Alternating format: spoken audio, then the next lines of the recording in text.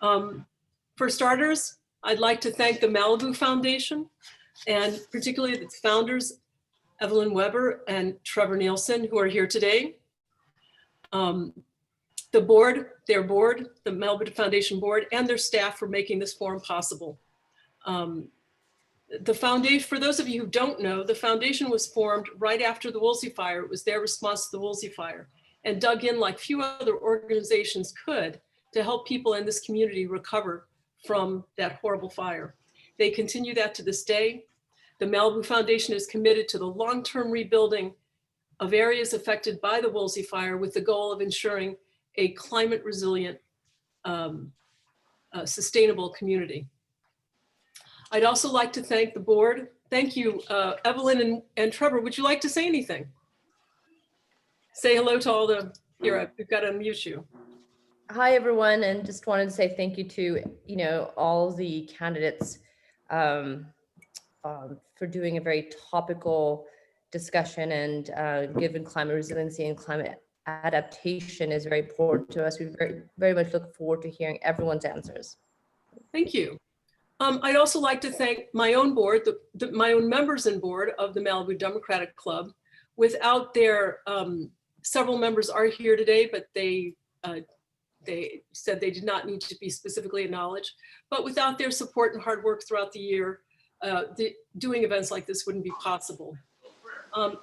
And I'd also like to acknowledge that today we have Mikey Pearson, our current mayor. Mikey, thank you for coming. You've come to a lot of these forums, and I know the environment's very important to you. Do you have any final words of wisdom for these candidates? No, just thank them all for their efforts. I know this is kind of the grind part of the campaign. You're doing a lot of events, and is she a panelist? Okay, I'm sorry. I'm sorry. It's okay, and thank you to the Malibu Democratic Club and the Malibu Foundation for hosting this. I think it's important and much appreciated, and good luck, everybody. I was just informed that Karen Fair is also on the call. Karen, I don't think we have you up with your video, but thank you for coming. You also have attended a lot of no, I just added her as a. Oh, sorry, Karen. Oh, hi, thanks, Jane. Thank you so much. And thanks to everybody for participating. You're welcome.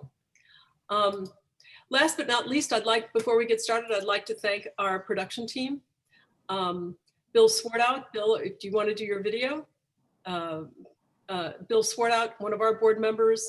CNN producer Mike Thomas. Mike Thomas, do you want to give a wave? And staff members of the Malibu Foundation, Connor O'Sullivan, who you don't really see Connor's screen, you just see right now. Everybody, there he goes. Hi, Connor. Hi, everyone. And Regina, can you turn your video on? Regina Goldsboro.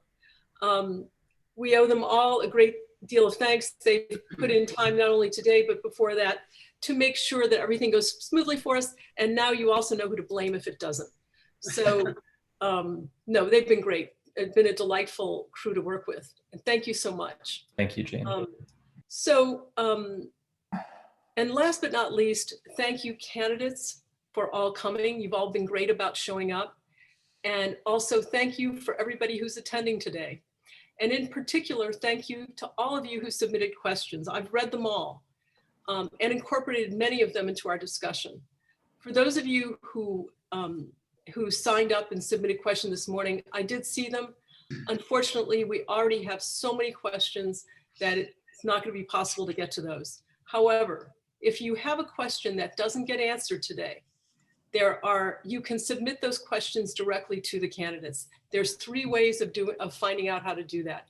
One is there's the little window in the gallery view that you can see right now that has all the websites. Secondly, if you look at your chat button, if you click on your chat button and you go to the right, Connor has put in the right that same information. You can download that or write it down.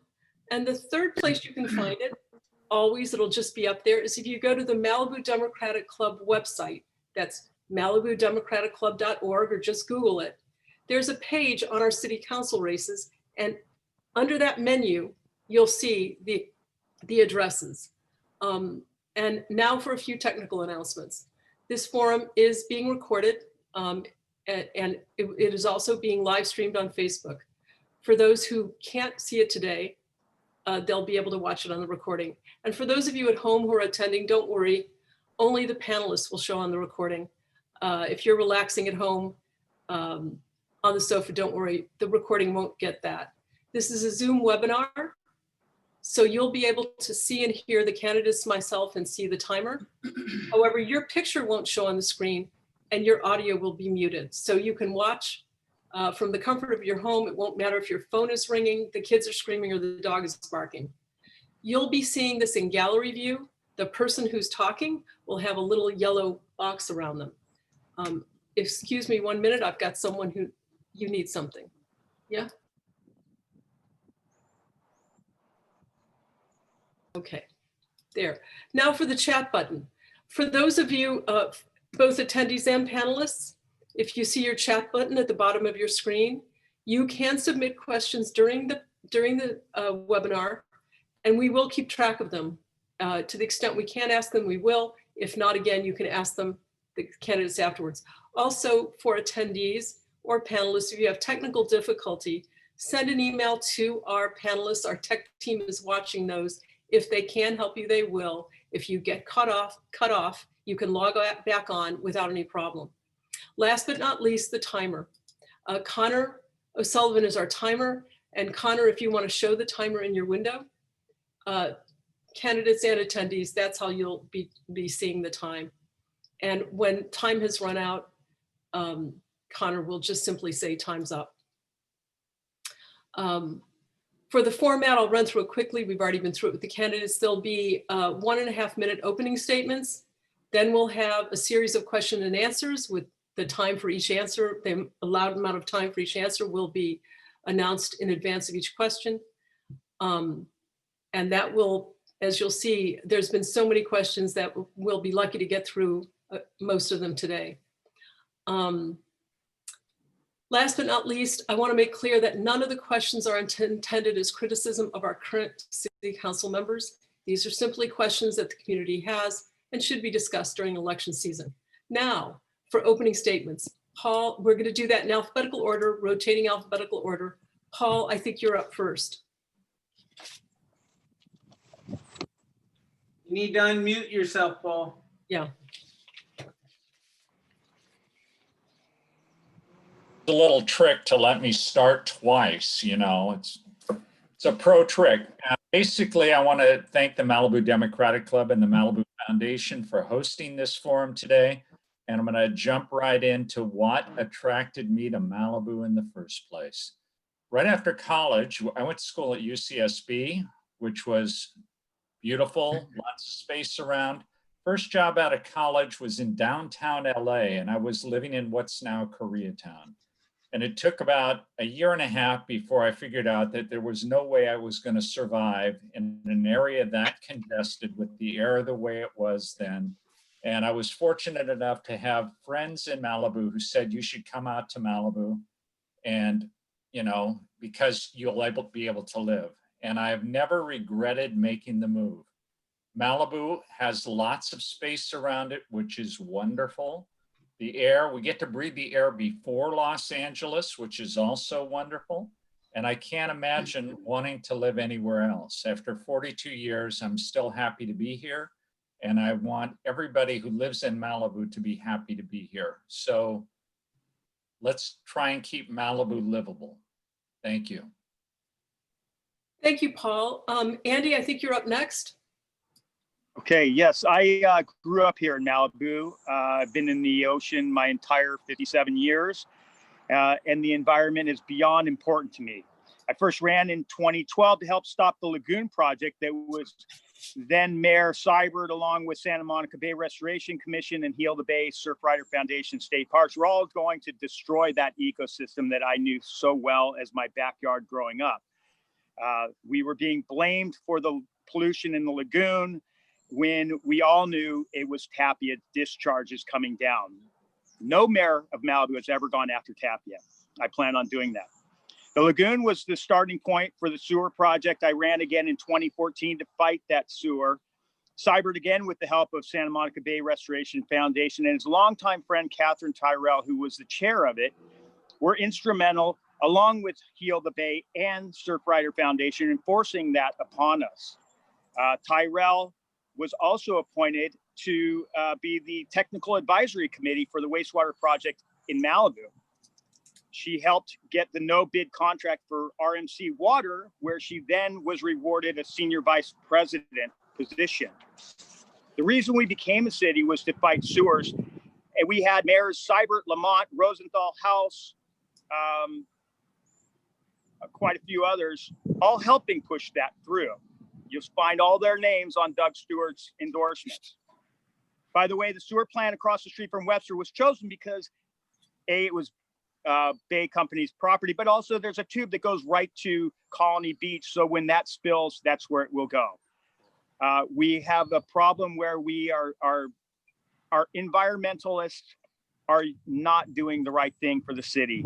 There's more mayors against environment in favor of development. And I plan on, fighting for the environment of Malibu. It's what's got me to this point again to run for city council. Thank you, Andy. 1 minute. We've got Connor. The timer is not showing on my screen. Can the rest of you see the timer? There's I no- couldn't see the timer. Connor, there we go. I don't know Okay. how long I had, so I was. You might. That's fine. If you've got a few couple extra seconds, we'll live with that. Okay, thank you. It's fine. Okay. Next up is Rick. Hi, I'm Rick Mullen. I'm a Malibu City Council member, and I'm the only incumbent who is running. I'm also a captain in the LA County Fire Department up at Station 72 in Decker Canyon. I'm a retired Marine Corps colonel who did 30 years in the active and reserve forces. In 2016, I ran and was elected with the highest vote count in the history of Malibu, and I was relatively unknown. And I think the reason I was is because I had a simple but compelling platform and message, and that was that I would support and defend the mission statement of the city of Malibu. And during my campaign, I read the mission statement every time I interacted with the public. And in doing so, I think I educated a lot of people who didn't know there was any such thing as a mission statement. After I was elected, I spent the next 4 years using the mission statement as my guiding directive. And here are just a few of the many things that the city accomplished with the mission statement as their guide. Purchased 29 acres of open space, including the Chili Cook-Off property, which prevented another shopping center from being built. Passed a formula retail ordinance, adopted a dark sky ordinance, adopted an earth-friendly, no pesticide management policy for city properties, passed the dumpster locking ordinance, joined the Clean Power Alliance, banned anticoagulant rodenticides on city parks, banned plastic straws and utensils, banned plastic sandbags, increased electric vehicle use by the city, and authorized a solar power system for City Hall, which is presently on hold because of budgetary constraints. So in short, I kept my vow. Thank you. Time's up. Thank you. Bruce, you're up next. Hey, good afternoon. For anyone who doesn't know me yet, my name is Bruce Lee Silverstein, and I'm running for Malibu City Council. Today, we'll be talking about what we can do to help protect the environment, an issue that's near and dear to the residents of our coastal village. For better or worse, addressing issues of environmental protection involves cutting through a lot of legal red tape and sometimes going to court to defend environmental initiatives or to oppose action that's damaging to the environment. I've practiced law for more than 30 years, and I've worked on many multi-billion-dollar matters involving all sorts of complex issues. I've also litigated numerous complex matters, and I've served as both an advisor and a gladiator. I know how to get things done, and I don't take no for an answer. Instead, I'm always working to find the way to yes. That made me very popular with my clients, which included many of the largest companies in the world. None of the other candidates has a legal background. Moreover, City Council hasn't had a member who's a lawyer for the past decade. By contrast, City Council of just about every other city in Southern California and beyond has at least one member who is a lawyer, and for good reason. Lawyers are trained to craft laws, interpret laws, apply laws, and enforce laws, and that's what it will take to pursue an agenda designed to protect Malibu's fragile environment. And a lot of the laws you just heard described haven't been done the best, and I'm not looking for perfection, I'm just looking for ones that will work and can be enforced. I'm running on a platform of change. I'll press for change with an eye to environmental protection, public safety, fiscal responsibility, and government reform. I'm running for City Council so I can provide the community with the benefit of my 30 years of legal experience and knowing how to get things done. I'll help to get them done, and I won't back down. For more information, visit my Time's website, up. brucesilverstein.org. Thanks, Bruce. Next up is Lance Simmons. Hi, my name is Lance Simmons. I'm running for city council as well. Since the birth of my first son 28 years ago, I have devoted my personal and professional endeavors to the environment. I set up the first government office of sustainable development in the National Oceanic and Atmospheric Administration in 1993. I was one of the first climate change reality messengers trained by Al Gore and have delivered over 100 presentations on climate change around the world. I've written a book on the dangers of fracking and appeared in the award-winning documentary Gasland Part 2. By actions, not merely words, environmentalism is more a passion for me than a pastime. It is the most significant thing we can do for our children and our community. Look deeply into the platforms of the candidates running for office. Some of them merely are intoxicated with the glorification of a past that never existed. Others are driven by a Trumpian-like desire to create chaos. I choose, in the words of Robert F. Kennedy, to not see things as they are and ask why, but rather to see things that never were and say, why not? Bold, decisive, and yes, unconventional and often controversial actions are required. Muddling through or hopelessly exploring the bounds of a self-inflicted box where the restrictions on creativity, imagination, and an element of risk guarantee mediocrity. Some may remember the advertising maxim, you can pay me now or pay me later. Delay is costly. Think big, like the world depends on it, because it does. Thanks, Lance. Doug, you're up next. Okay. I want to thank the Malibu Democratic Club, the Malibu Foundation, and the very capable Zoom team for hosting this forum on environment. I'm Doug Stewart. I'm a candidate for the Malibu City Council. I've been a resident of Malibu for over 20 years. My background is first in banking, where I was in senior leadership roles at two of California's largest banks, then senior executive at one of the largest commercial printing companies in the United States. I'm now the managing director of a privately held investment management company based in LA and director of a national bank based in Beverly Hills. For the city, I'm most recently the vice chair of the Public Safety Commission and a member of the CERT team. I'm proud to say that I've been endorsed by the Los Angeles League of Conservation Voters, as have two other council candidates, and I believe we also have one that's been endorsed by the Sierra Club. As I'm fond of saying, protecting our environment is in Malibu's DNA. I have 4 areas of focus when it comes to the environment. The first is keeping plastics out of the ocean. The second is to support EVs, or electric vehicles, as we move to a zero emission world. The third is making our existing and new homes and buildings more environmentally efficient and friendly. And fourth, putting Malibu's focus on the environment by upgrading 2 existing boards to an environmental commission. If you want to learn more about me, check out my website. It's Stewart4Malibu.com. Thank you. Thank you, Doug. Steve, you're up next. Hey, good evening, everybody. And again, thank you to the Foundation of the Democratic Club for hosting this. I've been living in Malibu for 26 years.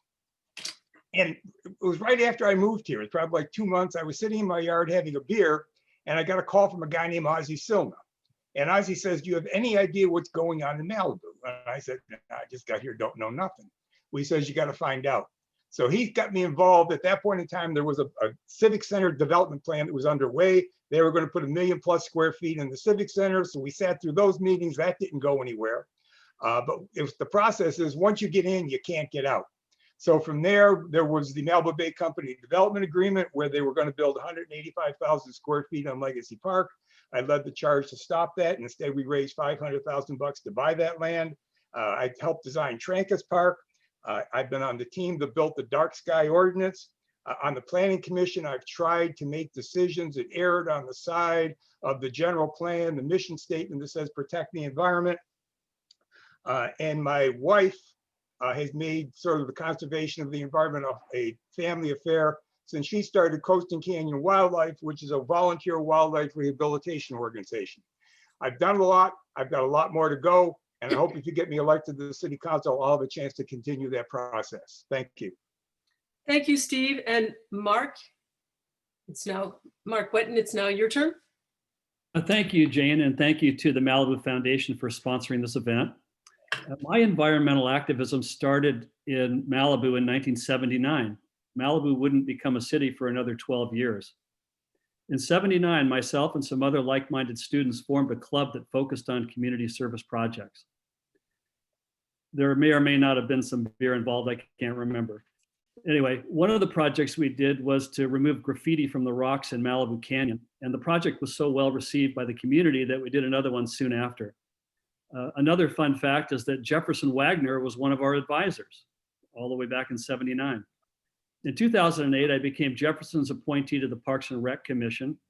Trancas Park was open during my term, but the significant part is that myself and others lobbied to have a beautiful ridgeline saved that would otherwise have been bulldozed. The flattened ridgeline would have jeopardized caves below that are important wildlife habitat. Myself and others were instrumental in getting the size and scope of the Trancas Country Market reduced. The original plans called for development of the old Trancas Riders and Ropers lot east of Trancas Creek. We also worked diligently on the approval of the conditions such as parking, outdoor events, signage, and lighting. Working with our consultant, Jim Benya, we were able to significantly reduce the light pollution from the center. Our work on the lighting plan became the framework for our current dark skies ordinance that will finally, hopefully, get approved during the next council. And I hope to be on the council to finally see it happen. Thank you. Okay, so, and now we proceed to the meat of the forum itself, the questions. For the last several years, the world has experienced an increase in extreme weather, the melting of the polar ice caps, an increasing number of floods in parts of the country and other parts of the world, and high intensity hurricanes. Tornadoes are happening in non-tornado season and in areas that never had tornadoes before. In California, LA County recorded its highest ever temperature recently at 121 degrees. The Woolsey fire, which we all lived through, was the largest in Southern California at the time, and we're currently living through the worst wildfire season in California's history. First question is just 30 seconds. There'll be plenty of time to delve into this issue more. Do you believe climate change is real? And in particular, do you believe that it is caused by human activity, namely the use of fossil fuels? The first one up on this is Andy Lyon. This is just a short answer. We'll be able to delve into questions of climate change and policy more later. Okay, Andy. You're muted, Andy. Yourself. Yes and yes. Okay. Keep it short. Yeah. Rick? Yes, and I have no idea. And it's irrelevant actually, because we should be doing all the right things anyway that support, even if you believe that it's all man-made. I was educated in the 60s during the environmental movement and guided by Rachel Carson's The Sea Around Us. And those are the types of things that we should do. I think that's in support of the actions that anyone who believes it's man-made would concur. Okay, thank you. Bruce? The question is, do you believe climate change is real? And in particular, do you believe it's caused by human activity, namely the use of fossil fuels? Definitely believe that climate change is real. I believe that climate change is affected by human use of fossil fuels, as well as many other things that humans do. It's also affected by other things. And I think that there's not enough focus being given on not simply reducing the things we're doing that are going to that are contributing to it, but finding things we can do technologically to reverse the damage. We're very ingenuitive, and we should be focusing on both directions, not just reducing emissions, but actually restoring the environment. Great. And Lance, I think you're up next. Yes, climate change is definitely real. It is largely human induced, and it is absolutely incredible to me that a place like Malibu would not have a unanimous consent on the city council that we are in a climate emergency.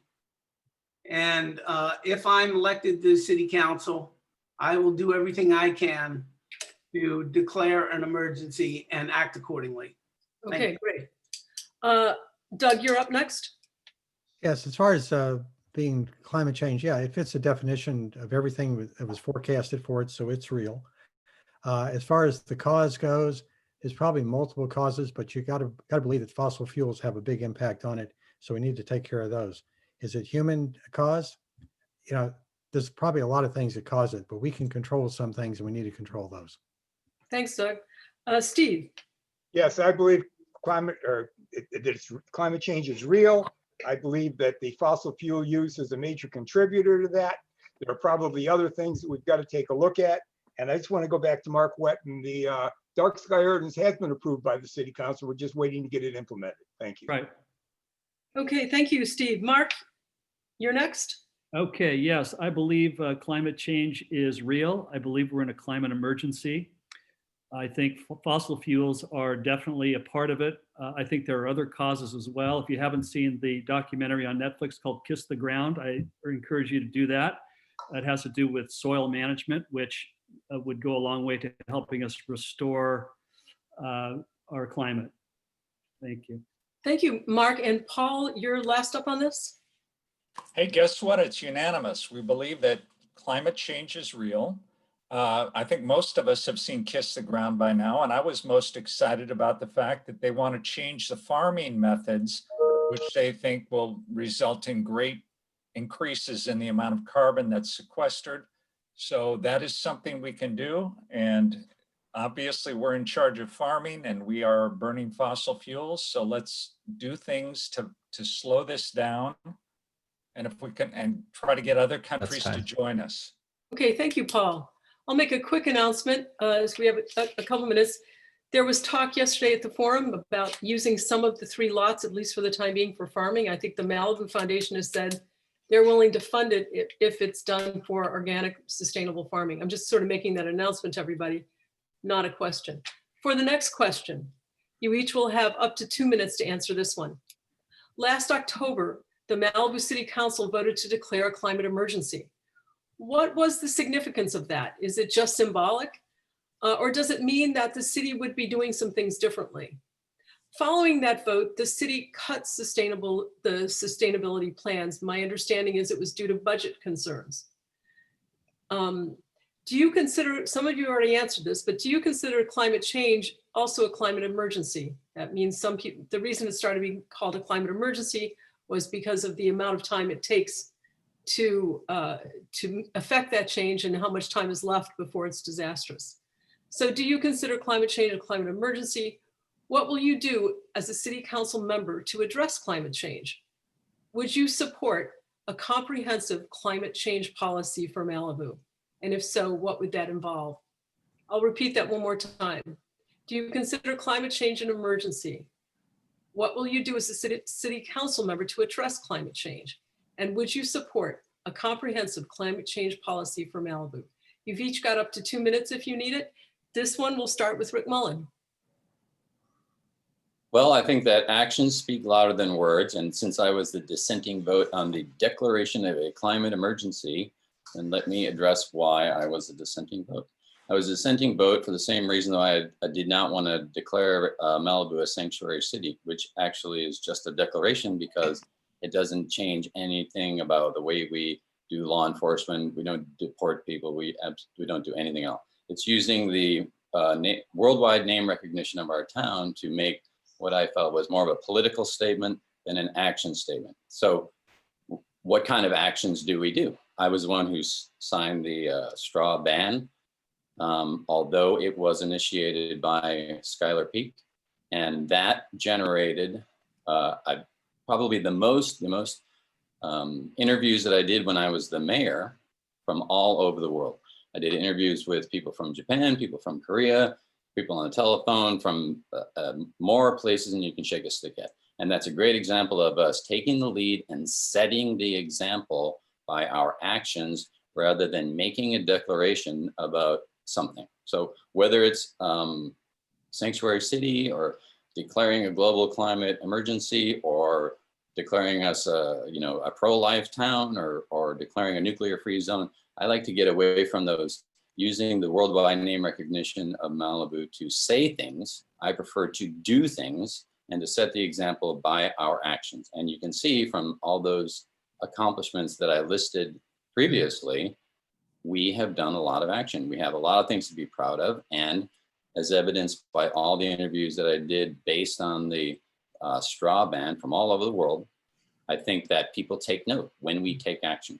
So I'm more action oriented and less declaration oriented. I hope that answers your question. Thank you. Thank you, Rick. Bruce, you're up next.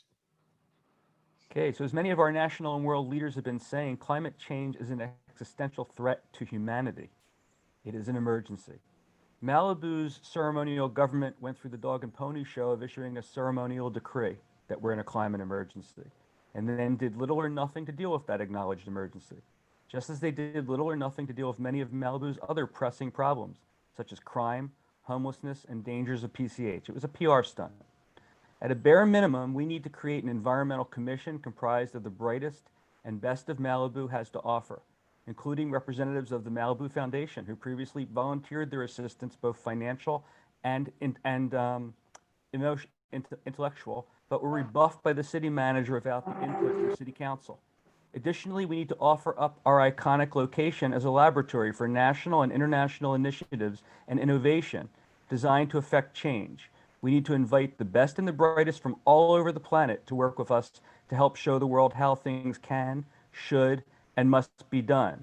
We can't do this alone. We're not an island, and nothing our small town does on its own is going to really matter if the entire planet goes to hell in a handbasket.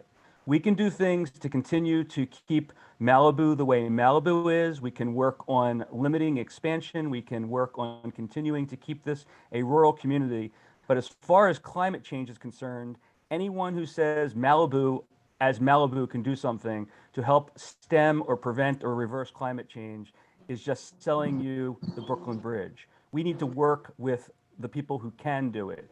Governments, NGOs, large enterprises, whether they're doing it for altruistic reasons or for capital purposes, but we can't do it alone. But we have an iconic location that is looked to by the world, and we can be an example, but we can't do it alone. Thank you, Bruce. Lance, you're up next. Actions do speak louder than words, but that doesn't mean that words aren't important. And defining just exactly how it is you want to proceed is a function of leadership. And so that leadership is needed to drive the decisions which are made to help us deal with this existential crisis. And this is a crisis which affects the human race, not just Malibu or not just this country or that country. I have specifically offered the first plank in my platform is a visioning commission where we hold citizens from this community together to discuss the goals that we think are important for not only the survival, but the enhancement of this community. And those goals need to be measurable. If they're measurable, you can issue what I call a report card at the end, annually, at the end of every year, to the city council and to the city manager and or the mayor. And you can point out where we're either advancing towards sustainability, moving away from sustainability, or just sitting still. Now, this idea, when I set up the first Office of Sustainable Development in the federal government, I traveled around the country and visited cities that had adopted these sustainability commissions. And one of the most potent that I found in my travels was in Seattle. And it was a group called Sustainable Seattle. And they pulled their citizens together. Talk about action-oriented. This was a citizen engagement extravaganza to identify those things which are important. And that's one of the first things I want to do when I get elected to city council. That's time. Thank you, Lance. Doug, I think you're up next. Doug Stewart. Okay. Yeah, I think when the climate emergency was declared, that was the equivalent of the mission statement for the city council and the city saying, we've got something that needs to be taken care of here, and it's very important. I was disappointed that we haven't made more progress on that line, but let me tell you what I want to do. We want to, if you look at the way the city's set up, when we think something's important, we put a commission to it. Planning Commission, Public Safety Commission, Parks and Rec, cultural. And we've postponed, at best, having an environmental commission. We can take two of our existing administrative functions. We've got a environmental review board and a wastewater advisory panel, and merge those into an environmental commission. I know one of the concerns was, gee, we don't have the budget and the staff, but we've got to find a budget and staff. This is important. We just said in October, it was very critical. So we need to staff it up. Now, as far as getting things done, the the dark skies ordinance, the locking bins and so forth, those were taken out of the budget for basically loose change, $5,000, $10,000 expenses, if I remember correctly. We've got a $30 million plus general fund budget. We ought to be able to find $5,000 to $10,000 to $15,000 in the SOFA to be able to do that. No excuse not to do it. Next, I think we want to come up with an idea on the building codes. You remember when I did my introduction, I talked about having more efficient buildings and houses going forward. We could need to look at that as retrofits when people are doing rehabs, or if they're doing new houses. We need to have an opportunity for them to have a LEED certification. You know about commercial buildings and LEEDs for homes. This is a national program by the U.S. Green Coalition, Green Coalition Council. And I think it would be great if you had that we could tell someone's home has been Malibu LEED certified. Thank you, Doug. Very interesting. Steve, you're up next. Steve Euring. Go. Unmute. All right. Yes, I just did that. I tend to agree with Rick in terms of saying that, declaring a climate emergency and then not doing anything is worth about 4 cents. Doesn't really do much. However, what Malibu has is two things. We do, if you listen to what Rick said, we've got a voice. And the thing with the banning the plastic straws made waves across the country. So we ought to use that voice. And our voice, we should get behind this process that says there are ways to do things better. We want to encourage cities and our fellow, cities in California to do that and push that as much as we can. The next thing we can do is actions. And I think the city has done some things. They banned plastic straws. We banned plastics. I think there was a plan to put solar panels on top of the city hall, but that got buried because of the budget crisis. So there are things that, and look, I think what you have to do is you have to make a plan. Then you have to work the plan. And we've got to come up with a list of things that we think are going to be most impactful in terms of the community. I mean, I think, we're going to have a tough time trying to stop the use of fossil fuels in China. But there are things that we can do within Malibu, which are going to give us a chance to make life here better. I think we've got to identify what they are. We've got to build a plan around that and then work that plan. And if we do that, and in addition to using our voice, I think we can have an impact, both in California and across the country, in terms of demonstrating to people that there are ways to make this thing better. And we can look to some other cities. I mean, you take a look at San Diego. They came up with this village concept that develop walkways between different components of the city to, cut back the use of automobiles and make everything a little more healthy. So there are examples we can use, but I think what we got to do is say we want to do it, build a plan, and then work that plan. Thank you, Steve. Mark Wetton, you're up next. Okay, I think we are in a climate emergency. I think words and actions are both important. Words are powerful. We're in a city that has worldwide notoriety, and I think we should use our soapbox to make change that will be an example for the rest of the world. And then I think we need to follow that up with concrete steps. I think what I talked about yesterday was the organic farming, which would show people that if we regenerate our soils, it's going to help the climate change problem. I like the idea of the LEED certification and incorporating that into the building codes so that people can, perhaps we give them lower fees, for example, lower development fees if they're going to build a LEED project. I think there's a lot of things that we can do. I like the city is already doing other things, the going solar, changing the fleet to electric vehicles. These are all great things. The straw ban, but we can take it much further. There's all kinds of other non-biodegradable materials that would be so easy to ban here. The plastic containers that you get your sandwiches in from the deli, from the store, all this stuff. They make containers that are biodegradable, cardboard containers that fold. This is easy stuff. I mean, this is stuff that's, in my mind, a no-brainer. The Blue Bottle Coffee place has lids on their coffees that are compostable. You know, Starbucks doesn't have that. Why not? Why don't, this stuff is easy to do, and I think we should be a world leader, and because we can. Thanks, Mark. Paul, you're up next.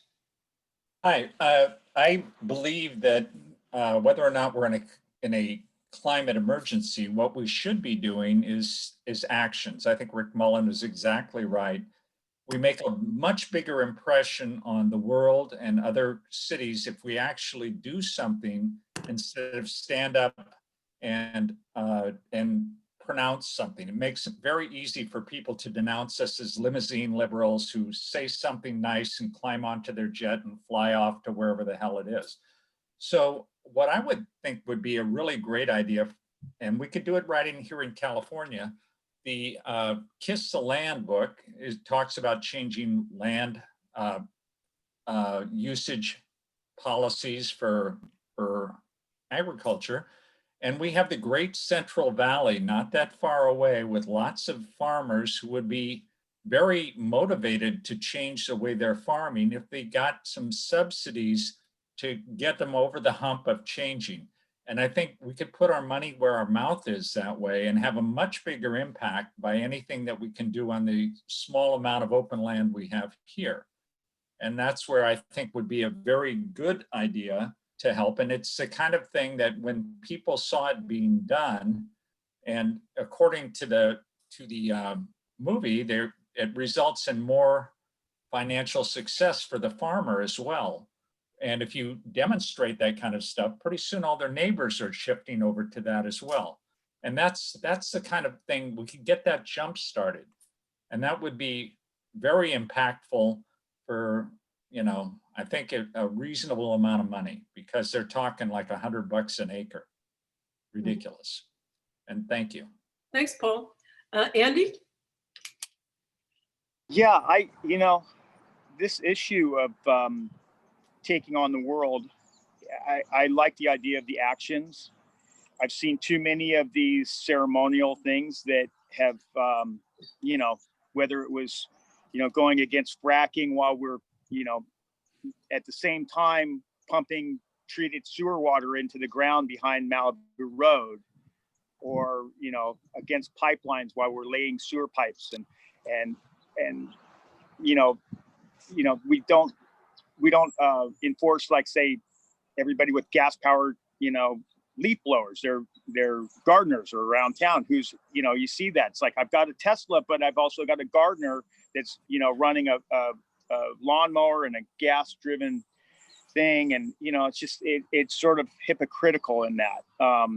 So yeah, I think Malibu does have a name. We also have to be careful who hitches on to that. If we're going to bring somebody in to, like, be the leader, be, in environmental and because we can bring our name to everything. We failed pretty badly with using the name Malibu. I mean, even like, Heal the Bay and Surfrider Foundation came in as our friends and then stabbed us in the back and forced us into a sewer being paid lobbyists. So we just have to be careful about that. As far as, I'd love to see, we're talking about organic farming. So, I mean, you get a guy like Kimball Musk, Elon Musk's brother, that's his thing, vertical organic growing in small areas, something that could fit right in the center of town that would be like showing the way.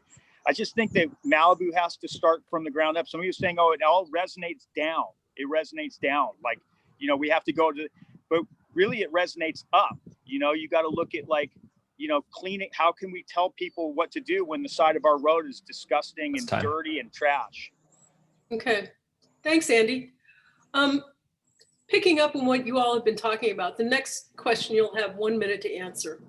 I think it's really great that you all have recognized that while Malibu is a small city, we've been able to lead the way in some respects. And I think many of your ideas are actually very interesting.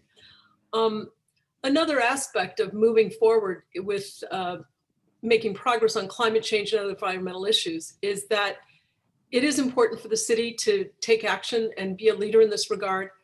But can we also help create an awareness that going green is also good for business. And give you an example, China's onto it big time. And when they decide to do something, they spearhead it ahead because they see it's good business. Apple and Amazon and even Exxon, Apple and Amazon are going green, and Exxon is even trying to diversify as an energy company. Do any of you have any ideas on what we could do as a city to set that example of how you basically going green is not only good for the environment, it's good for business? Any thoughts that you have on that? Up to a minute on each. I know. Who's first? Oh, I'm sorry. Bruce, you are up first on this. You know, we hardly have business here. I do not think that Malibu is a business center that people are looking to for our business here and looking to see how our businesses are going green. They should be. I mean, everybody should be, but I don't see how a Malibu business by going green is going to substantially alter its own financial situation or make a mark on the world. They need to be doing it. But again, I'm going to come back to what I said before. We need to be working in cooperation with large institutions that are spending lots of money to develop green initiatives. And then we can be the guinea pigs for them. And a great example would be, I mean, this isn't even a new initiative, but solar. I mean, we're a tiny town. Let somebody who's trying to sell the world on better solar, which absolutely is an important thing, come in here and make Malibu an entire solar city off the grid without us even having to pay for it. That would be something that would benefit us and it would benefit everyone. That's time. Interesting. Lance. Well, let me just say this is part of even a bigger issue, and that is given that we're going to have financial obligations and financial responsibilities constrained in the near term, it places a premium on us working with other governmental agencies and other forms of government, the county, the state, the federal government, hopefully. So to revert to the Visioning Commission idea that I've got, it's an opportunity to bring business community to sit at the same table with other people, environmentalists, transportation specialists, public health specialists, whomever we can put together in the community to come up with a concerted vision and goal setting process, which will work very nicely in getting businesses in tune with the environmental agenda. That's time. Thanks. Doug, do you have any ideas? You're muted, Doug. You're muted. Okay. Now I'm back. You ask a very interesting question because we just don't have that many businesses in town. I agree with Bruce on that. We're basically a service economy here, and we buy retail and we spend money at the grocery store. But that sort of says that if we had businesses or buildings and houses that were more efficient, there'd be a cost savings to it, and we might be able to spend money to proactively have people learn how to build those houses and so on. I go back to the Malibu LEED certification might be something we could expand on. But the other thing is, you look at where the opportunities are, they're really not here in our town that much, but we can lead by example of some of the things that we foster. That's probably the best thing we can do. Once again, like the Malibu certification. True. And I'd like that LEED certification idea. Steve, you're up next. Yeah, first, hats off to Mark Whitten for his idea on the farming. That's a good idea. There are opportunities. Let's go back to, I think it was Mark brought up that Blue Bottle is using environmentally disposable tops for the coffee. I think, you could look at Malibu Hardware Store, let them start getting involved with really promoting, climate changing materials, LED lights, those kinds of things, and to get the city to promote it. Let the city encourage people to go in and take advantage of those businesses that are really doing something to help to protect the environment. Because I think the residents of Malibu are concerned about the environment and are willing to, maybe spend a couple pennies more if they can help somebody who is helping them do that. I think it's a matter of us identifying where those opportunities lie and then doing some promotion from the city's perspective to get people to go there. Thanks, Steve. Mark, you're up next. Yeah, I agree with you, Steve. I mean, to me, it's a no-brainer. And to say that we don't have enough business here to make a difference, I don't think it really matters. I mean, I walk the beaches weekly picking up non-biodegradable stuff, and I can tell you it's coming from somewhere. I realize a lot of it's coming from out of the area, but this stuff that, you know, we have a lot of restaurants, we have markets that sell you know, stuff in single-use plastic still. It's unfathomable to me that we're still doing it. To me, it is such a no-brainer to do some of these little things that will make a big difference, and also be an example. I mean, we're asked, you know, you guys are asking us to step up and lead the city. I mean, let's lead. You know, let's lead on this stuff. I mean, there's no reason not to. This is not hard to do. We got to start somewhere. Thanks, Mark. Paul, you're next. I'm surprised to hear you guys talk like we don't have LED lights in our houses. We're not requiring low emissivity. I wish I could say that word, glass. Why we have, if you show up on a job site in Malibu with the wrong kind of windows, guess what happens when it comes time to inspect? You got to rip them out and put in the right kind of windows. You can't put in incandescent lights anymore. You've got to put in LED lights just about everywhere. We're already doing those things to make it more closer to LEEDs. Earlier this week, I was fortunate enough to visit the largest LEED certified home in California. And it's amazing the things that can be done if you are an early adopter and willing to spend an awful lot of money to do it, but they're totally off the grid. It's incredible. But I still want to fall back on, let's go ahead and do a project in the Central Valley where we can make a huge impact for not much money. Thanks, Paul. Andy, you're next. And then after that, Rick is last on this question. Okay, I guess as far as helping business, I mean, businesses here are just slammed anyways right now. But as far as environmental things, I mean, it's unfortunate during the pandemic, everything went back to, all of a sudden plastic bags were fine again. And everybody couldn't bring their own bags into the market, and you know, you couldn't touch anything. And all of a sudden we've got all that stuff floating around, masks, plastic gloves, all that stuff. I think as far as, you know, promoting when it comes to like services, maybe, you know, go back to the gardenings. I mean, if somebody's he's gonna advertise as a completely green gardener, he's not gonna be using any gas powered anything. That's gonna help, you know, or somebody that washes cars with non-toxic materials and house cleaning that's all green. I know that people, when I'm setting up people to get into a house, they want to have a non-toxic house cleaning service come in, and non-toxic carpet cleaning and things like that you can help promote these people instead, and then sort of push away from the old stuff. Okay, you know, thanks. that's toxic. Okay, thanks. Rick? I think solar is a big one. You know, it's a Skylar's initiative to have a solar power system on City Hall with the parking lot with solar panels is a very good one.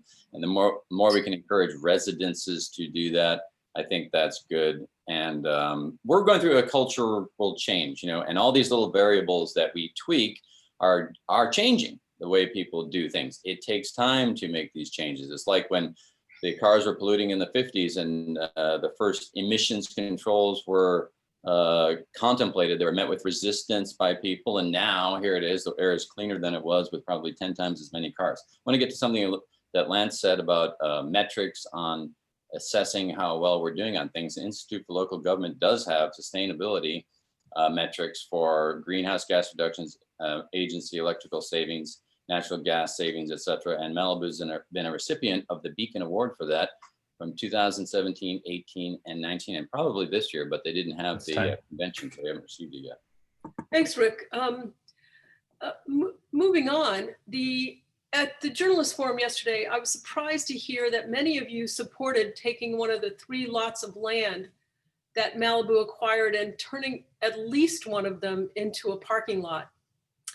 Do you think that most Malibuites wanted the city government to go into debt to buy those 3 lots so that we could pave more of Paradise and put up another parking lot? How can you oppose more commercial development in Malibu, in part because of increased traffic, and yet support building another large standalone parking lot. How can that reduce traffic? Don't we have enough traffic already? Wouldn't a better, greener solution be to lobby hard with Metro and others to vastly increase bus service to Malibu rather than reduce bus service, which is now being proposed? For example, people could park in the commuter parking lots in Santa Monica, take a bus up here rather than parking in Malibu to take shuttle buses to Malibu beaches. So in sum, I'll repeat that and then each of you will have a minute and a half to reply. Do you think support of more parking lots in Malibu is really such a wise environmental solution? Do you think it's what the people really want? And wouldn't a better solution be better bus service or other greener solutions? A minute and a half each. Lance, you get to start with this one. You know, I consider myself an environmentalist, as I previously stated. But as I see and travel around Malibu, and I talk to people, parking and congestion, and particularly parking on PCH, is a constant refrain. And particularly given the pandemic, we have just an absolute influx of cars into this place, not only on the weekends, but even during the week. We have a parking situation along several beaches. I have had many consumers, many citizens come up to me and say, you know, I would love to help our businesses in town, but I won't go there on the weekends because there's no place to park. So parking can fulfill two basic needs here. One, we can take care of the parking that is occurring on weekends and at night from visitors. But two, we can help address the homeless problem. We can take that parking off of PCH by providing a safe parking lot like other coastal communities do, that provides amenities to the homeless people, which are currently using the ocean to dump whatever into the earth. So. Thanks, I'll also point that part of what you said already proves that people don't come up if there's not the parking. But to move on, Doug, you're next. Okay, well, it's my understanding that your comment about using borrowed funds, our money to buy a parking lot isn't necessarily the case. I think there were specific funds from Metro used to purchase the pie lot that's in Civic Center. And I don't know if everybody else says this, but that's probably the one that we're talking about for parking. It's supposed to be for park and ride. The idea of having this parking is not to expand the number of people coming to town, is to try and clean the place up a little bit. If you use Nobu as the poster child, we've got cars backed up on PCH. Locals can't find parking places. The idea would be to get the employees and the visitors that are overflowing at the pier and Nobu back to a common place where they can park and have an electric shuttle take them around, as opposed to sitting there with their cars spewing fumes. So this really isn't trying to add more people to the population. It's trying to deal with what we've already got in place. So it's not really, it's accretive to a better Malibu as opposed to more businesses in Malibu. Thank you, Doug. Steve? Yeah, Jane, if you can tell me how you get that guy to park his Ferrari in Santa Monica and jump on the bus, I'll buy your plan. Otherwise, that ain't gonna work. Look, I think the parking lot in Malibu does a couple things. And back to what Doug said, I mean, we've been struggling with this parking issue at Nobu for 6 years and have not been able to solve it. You've got employees parking on the street. Some of that is a result of bad decisions we made in the planning process, but we got to find a way to fix them. And some centralized parking lot with a shuttle will work for that situation. And if you look down the road, that shuttle can also be used to move visitors to other businesses inside of Malibu. So I think that's a very good idea. And the businesses agree with that. Nobu agreed with that. The Chamber of Commerce agreed with that. So I think that's something we should take a look at. And the less we can have people driving around Malibu, spewing fumes and get them into a parking lot and then shuttle them to where they're going, I think environmentally, that's the right thing to do. Okay, Mark? Okay, I think improved bus service is a great idea. You know, but I think in the meantime, we've got to figure out the current dilemma of the parking situation. I think some of this should be put on the big restaurants, the Nobus and Sohos of the world, to try to, you know, to figure it out. Perhaps we can use some of the parking temporarily in the downtown area, or some of the, excuse me, some of the lots that we own in the downtown area for temporary parking until we figure out what else we're going to do with it. If we're going to turn it into an organic farm, or we're going to, or do something else with it, whatever. But perhaps we can park cars like, you know, like in the old days when you'd have a dirt lot and people could park in a dirt lot instead of paving it. I don't like the idea of adding more pavement. And I think we could just be creative about it and do that. You know, and then as we can work on a better solution for public transportation. I don't know exactly what that's going to be, but I think we need to lean on Metro a little bit too. They seem to own us in certain ways in terms of where they stop, where they turn around, all this kind of stuff. And I think we need to have a better relationship with them and figure it out so that we can get more streamlined service with Metro. Thank you, Mark. Paul, you're next. Metro would be delighted to increase the number of buses that came here, but people don't want to ride them because of COVID. Their ridership across LA has fallen through the floor because people don't want to, unless they have no other option, get in an enclosed tunnel and be riding, you know, right shoulder to shoulder with someone who may have COVID. That's the big problem. The second thing is I want to shock everybody by telling you I agree with Steve Uring on this. The idea that they had to utilize the lot that we paid for with Metro funds for park and ride is a good idea. The other thing is the restaurants, or when they're opening and doing well or making money, if they're willing to pay for each parking space their employees get to use in there. That will do a lot to defer the cost of building and operating this thing, and it will be an asset that we can use going forward. I'm not suggesting it anywhere other than the Triangle lot, which we are already obligated to either use as a parking lot or pay back the park and ride funds. And I know I've got 15 seconds later, so can I think of something else to say nice about Steve?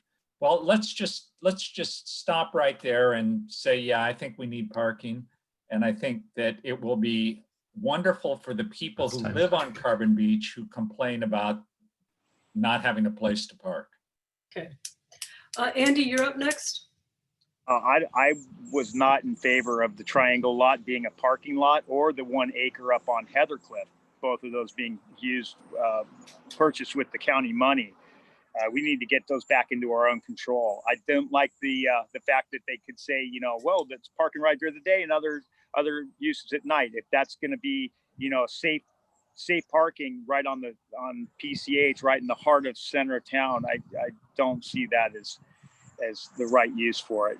I like what Mark said about being able to temporarily use, like the chili cook-off lot is gravel. They used it for the movie theater. It's good enough for parking. Who's going to ride the bus? I don't know.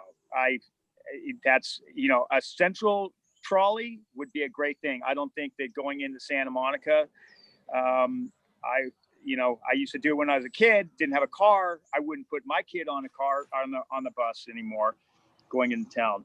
I think the biggest problem with all the parking was when, after COVID, the shutdown of the parking lots all throughout Malibu, the first ones to open were Surfrider and the Pier parking lot. And so everybody that was going into Santa Monica Pier one is still, you know, everybody was like, well, we don't have to sit in that U-turn to try to get in that lot for an hour. You know, so they're just coming straight to Malibu now. Temescal was closed, State Beach was closed. All these parking lots were closed, and everybody came up to Malibu, and they just decided to keep coming up here. Those lots. Thank you. That's been a big problem. Thank you, Andy. Rick, you're up next. Yeah, Doug's right when he corrected you. We didn't go into debt so we could make a parking lot. The actual transportation nexus that's associated with that money was in the form of a grant. So that means you don't have to pay it back. But there has to be some sort of transportation nexus associated with that. And a parking lot is probably the most pressing need, or parking, most pressing need in the city. But Andy's right also. If we want to pony up the cash and get the ability to do something other than transportation related, we can do that.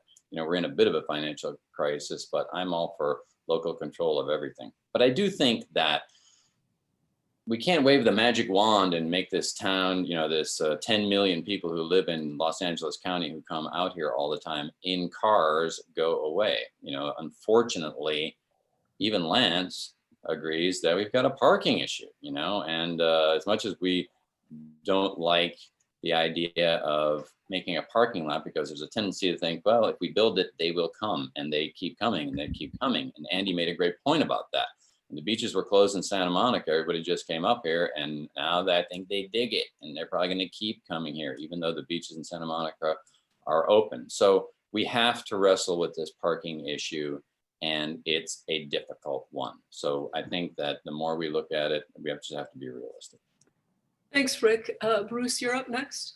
Joni Mitchell's rolling in her grave. I agree with everything you said at the beginning, Jane. It is a disservice to the community who are opposed to it. It is contrary to the mission statement and the vision of Malibu to be altering our vacant properties, our open spaces, and creating parking lots. It's ridiculous. The chili cook-off lot, which people have talked about using perhaps temporarily as a parking lot because it's covered in gravel, isn't supposed to be covered in gravel. That was done extremely temporarily by SCE immediately after the Woolsey fire. It was supposed to be for a couple weeks. And when they left, they were supposed to have ungraveled it, returned it to the way it was. But our city manager unilaterally decided to let it be because she preferred it that way. Then we got another giant parking lot, which is the Bell property, which tore up and then covered in concrete, ESHA, and wetland. And that's why we should not be creating parking lots, by the way, in the center of our town or other places. We have ESHA, we have wetland. We are urbanizing and suburbanizing Malibu with parking lots. If you create parking lots for tourists that need space, it's like giving them crack. We'll just get more tourists who will want more parking lots. We need to find ways to keep Malibu open and safe and protect the environment. Also, the parking lots are not good for the wildlife. Thank you, Bruce.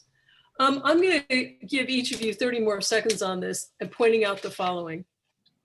For Nobu, don't you think commercial establishments should be required to provide parking when they open, whether that's making arrangements somewhere else or building it under a hotel or whatever? In terms of people in Ferraris not coming up from Santa Monica to use a bus, I don't think they're going to use the shuttle from a parking lot either. I don't think everything we do needs to be focused on Ferraris. In terms of COVID, that's an immediate problem. That's going to be over, hopefully in a year or so. And this is a long-term problem. And there was talk at one point about using the lot at Heathercliff for a parking lot. So my question again, and we've never had bus service that's really good, frequent. My question to you all, again, going back to everything you just said about how important it is to keep our community green, to keep down greenhouse gases, to not promote the more traffic up here. Do you believe that at least the city should look into alternatives before a parking lot is actually put in? The first one up on that one would be Doug. Okay, well, if you look at Nobu and Soho House, they had a requirement that there was no off-site parking, and it's gone to pot, as Steve knows from his efforts on the Planning Commission, and they've tried to do a lot there. My hat's off to them. But at the same time, Nobu is Nobu, and we're not going to shut it down. But we've got to figure out a way to fix it. And it's not just Nobu. We've got a lot of people coming into the pier area, and it's an area we got to deal with. As far as other parking goes, I'm not talking about putting it anywhere else. Just solve the problem we got at Nobu. Thank you, Doug. Steve? Yeah, one, businesses should have parking or supposed to have parking on site to take care of their needs. But the way we have planned this stuff, we've allowed them to get away with that. So we've created a problem over time that now we have to fix.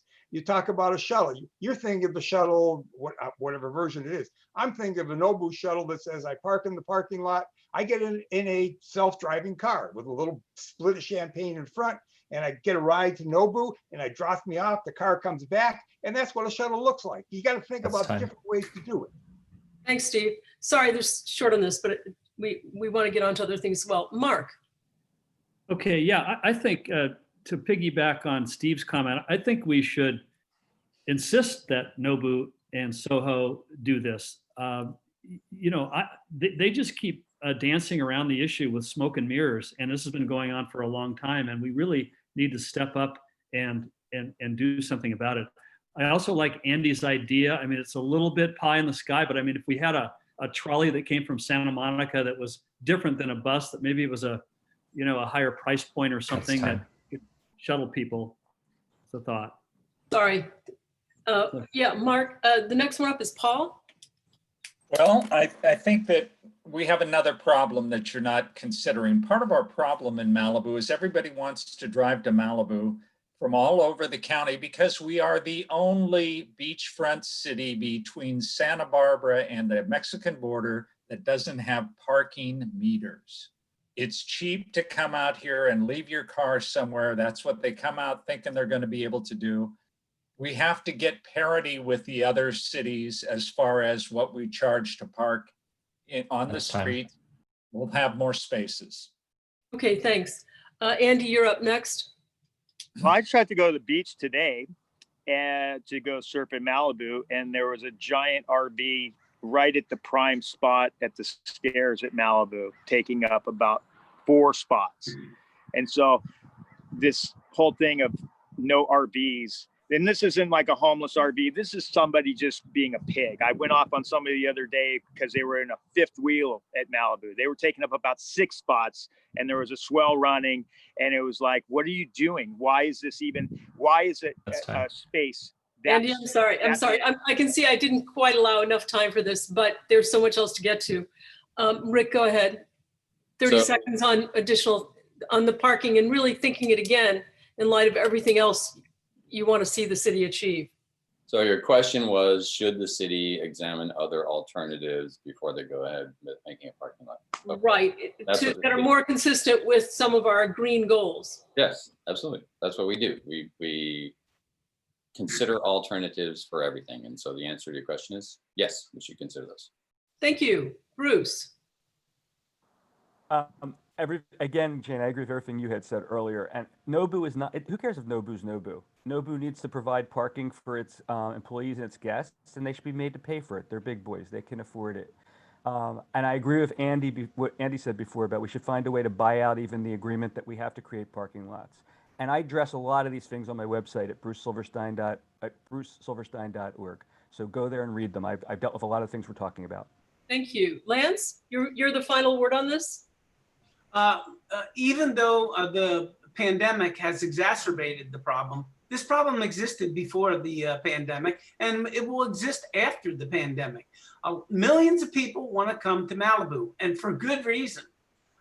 We can't shut off Malibu to people who want to come here.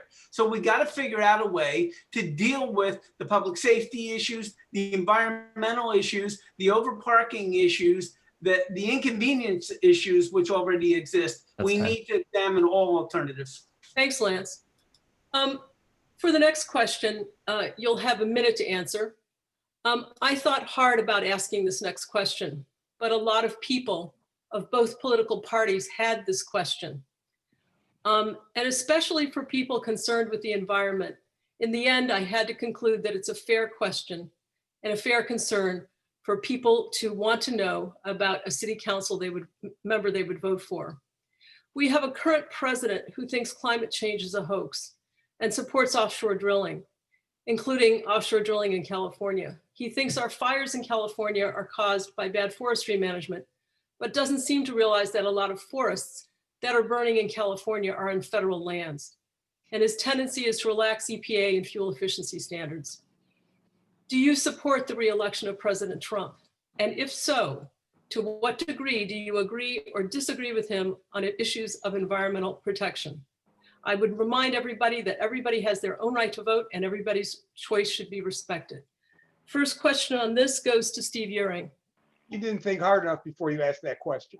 What's going on at the national level is I mean, I've got opinions, but my job right now is running for city council here in Malibu. I'm focused on that. And that's, if I'm going to make a change, I'm going to make it here. I'm not going to make a change in what's going on in Washington. So everybody's got to guess what I'm going to do. Okay. Mark Whitten, you're up next. Yeah, I'm 100% not in favor of the reelection of Donald Trump. Just from an environmental standpoint, I mean, he's rolled back almost in every environmental regulation that the Obama administration put in effect. So he's not a friend of our planet. If for no other reason, that's enough for me to, and there are, trust me, many, many more reasons. So, but that's it in a simplistic answer. Thank you. Paul? My actions have about as much influence on the federal government as they do on who's running China at any given moment. I think Steve Euring is right. I want to get elected to run Malibu, not to try and run Washington, D.C. Perhaps you didn't understand. Some people believe that if you support someone like Trump, that you're behind also his environmental positions. And that's the concern. And that's the limit of this question here. Well, the limit of the office we were running for is within the boundaries of this city. And the people who have an immediate effect on the boundary of this city are the people at the county and the people at the state. Those are people we can actually reach and have an influence on. The thought that somehow California is going to have any influence on the federal government is laughable. Okay. Andy, you're up next. Oh, my voter statement thing in the ballot said that I'm running to clean up and protect Malibu. And as somebody, and the other thing that I say in the end is that I'm not running to save the world, but I'm running to save Malibu. So, yeah. Okay. I'm focused on Malibu. That's why I'm doing this. I'm not a politician that's like going for higher office or anything like that. I'm strictly in this to protect, clean up, and save Malibu. I have a 3-year-old. My other kids are out of here right now, but my 3-year-old, I want a clean, safe Malibu. Okay. Rick? I think that goes on both sides of the line. Okay. Yeah, I think that's an inappropriate question to ask. And I've made it very clear in all of my campaigning, both this time and last time, and that I am a no party preference guy. And I do think that introducing national politics into our local tribe is divisive and corrosive to our efforts to build cohesion within Malibu. I think that it really doesn't matter what your national politics are. I don't care if you're voting for Barry Commoner or the Communist Party. So long as you put the welfare of Malibu first, I don't really care what your national politics are. And I think most people in Malibu don't, to be honest with you. And I respect everybody's right to make their own decision within their secret ballot. And I think that's a really inappropriate question to ask here. And I think it's somewhat divisive. That's my opinion. Okay, Lance? I'm sorry, Bruce. Bruce is up next. So deflecting and refusing to answer these questions is very Trumpian. Saying you're going to run Malibu is very Trumpian. Not caring what the majority of the residents want is very Trumpian. Wanting to cater to business as opposed to the community is very Trumpian. At the risk of losing support from the supporters of Donald Trump, who I know are supporting me, Donald Trump is an existential threat to this country, to this world, and I am not voting for him. I do not support him. Okay, Bruce. And it does matter to Malibu. Everything matters to Malibu. It's a very partisan divide right now in this world. Donald Trump thinks the COVID virus is a political issue. Ridiculous. Thank you. Lance? Well, this is probably going to come as a shock, but I absolutely agree with Bruce on this. But I would attack it from a different perspective. This is not a political question. It shouldn't be a political question. Some people are trying to make it a political question. It's a policy question. It's what policies do you endorse? And on the environmental front, do you endorse the policies of an administration and an individual who has turned back multitudes of environmental regulations? Or do you support someone who actually agrees with limits and constraints on our environmental largesse? And it's clear and simple. For me, I could never vote for any politician, even if he were a Democrat, if he carried the sort of policy recommendations that this administration is pushing. Thank you, Lance. Doug, you're the last word on this one. Okay, well, as everybody has said, this is a nonpartisan race. We've got local issues to deal with. And candidly, I got asked the other day, what was my opinion on a proposition number? And I go, I have no idea what proposition that is. You have to tell me what it said, what it's about. You know, I'm focused on Malibu. I also think that every vote counts. So whether you're going to vote for Biden or Libertarian or Trump, that's your vote, and they do matter. Now, as far as what I have an opinion in Washington, I think it's all chaos. I'm very disappointed in everything that's going on there. I really want to vote for none of the above because I don't think they're getting anything done. They're not getting the environmental policies that are talked about on both parties are in stalemate. They're talking points. We need to get things accomplished as opposed to taking positions. And I don't think anybody's getting it done. And I'm very dissatisfied there. But to go back to the fact that we're running Malibu and that's what we're going to try and do. Okay, thank you, Doug. On to perhaps a simpler question. One of our attendees asks, and I'll give you 30 seconds to answer this one. I'm hoping it's short so we can get on to many other environmental issues. Solar microgrids with solar decrease greenhouse gas emissions and protect us when power is out. San Diego Gas and Electric is already installing these. Could Malibu do something similar? First one up, I think on this one is Mark Wetton. I don't expect everybody to be an expert on this. For those attendees who don't know what we're talking about, microgrids are grids that would be put up that would cover part of a community. Mark, do you think something could be done like this in Malibu?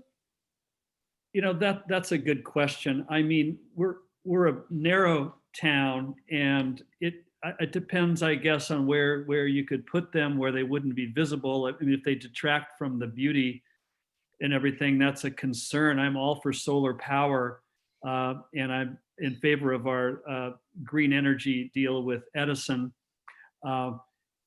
Solar microgrids, I mean, I don't really know enough about it to make a decision other than if they're, you know, if they're unsightly, then I would, you know. Okay. All right. Paul, next on that. I've got to admit, I don't know diddly squat about solar microgrids. My college roommate was one of the foremost attorneys in the state for wind power. I could talk about wind power, but that's not what we want. I think having solar panels on the roof of each individual house and have an actual microgrid, which is just your house, and having a battery backup in your house so that we are more resilient. Our big problem is resiliency. Okay, thanks, Paul. Andy, you're up on that? You're muted. There I am. Yeah, I'm not really too sure. Seems a lot of our homeless RV dwellers have a lot of solar panels on top of their rigs. You know, I can see which ones are environmentally happy with their solar power and which ones have generators out in this, like right on the highway. I don't know. Wind power. We got an ocean right out here too. We could probably strap something out there that would, you know, wave power. That's time. There's all kinds of stuff. Okay, thanks, Andy. Rick,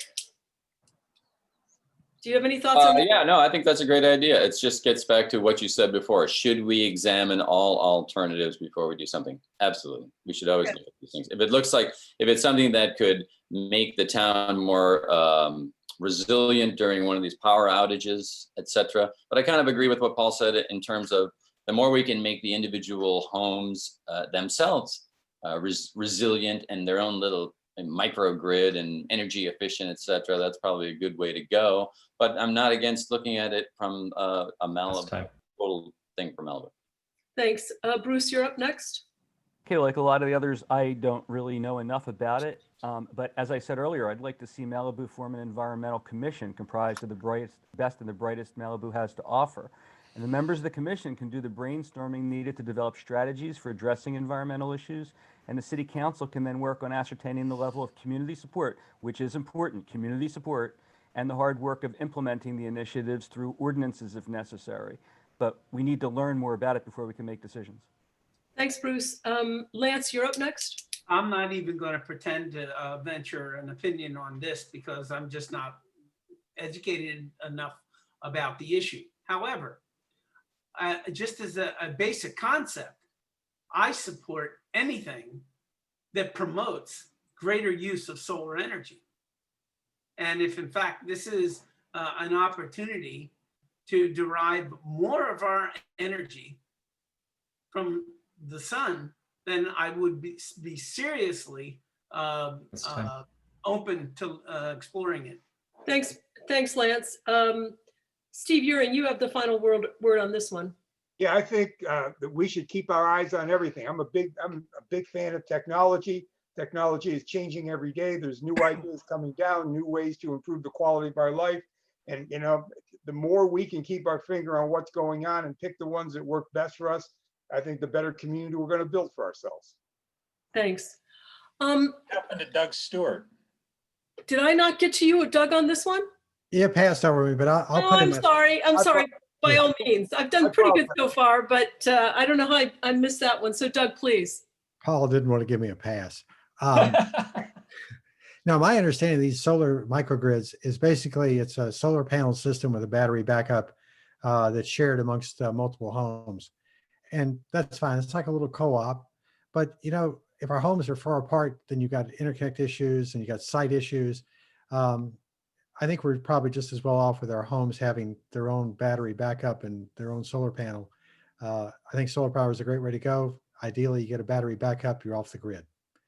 But Mike, having to connect them together for a microgrid isn't necessary for us. It's time. Thanks. Yeah, all good input. And the next question is how do we balance two very important issues in Malibu?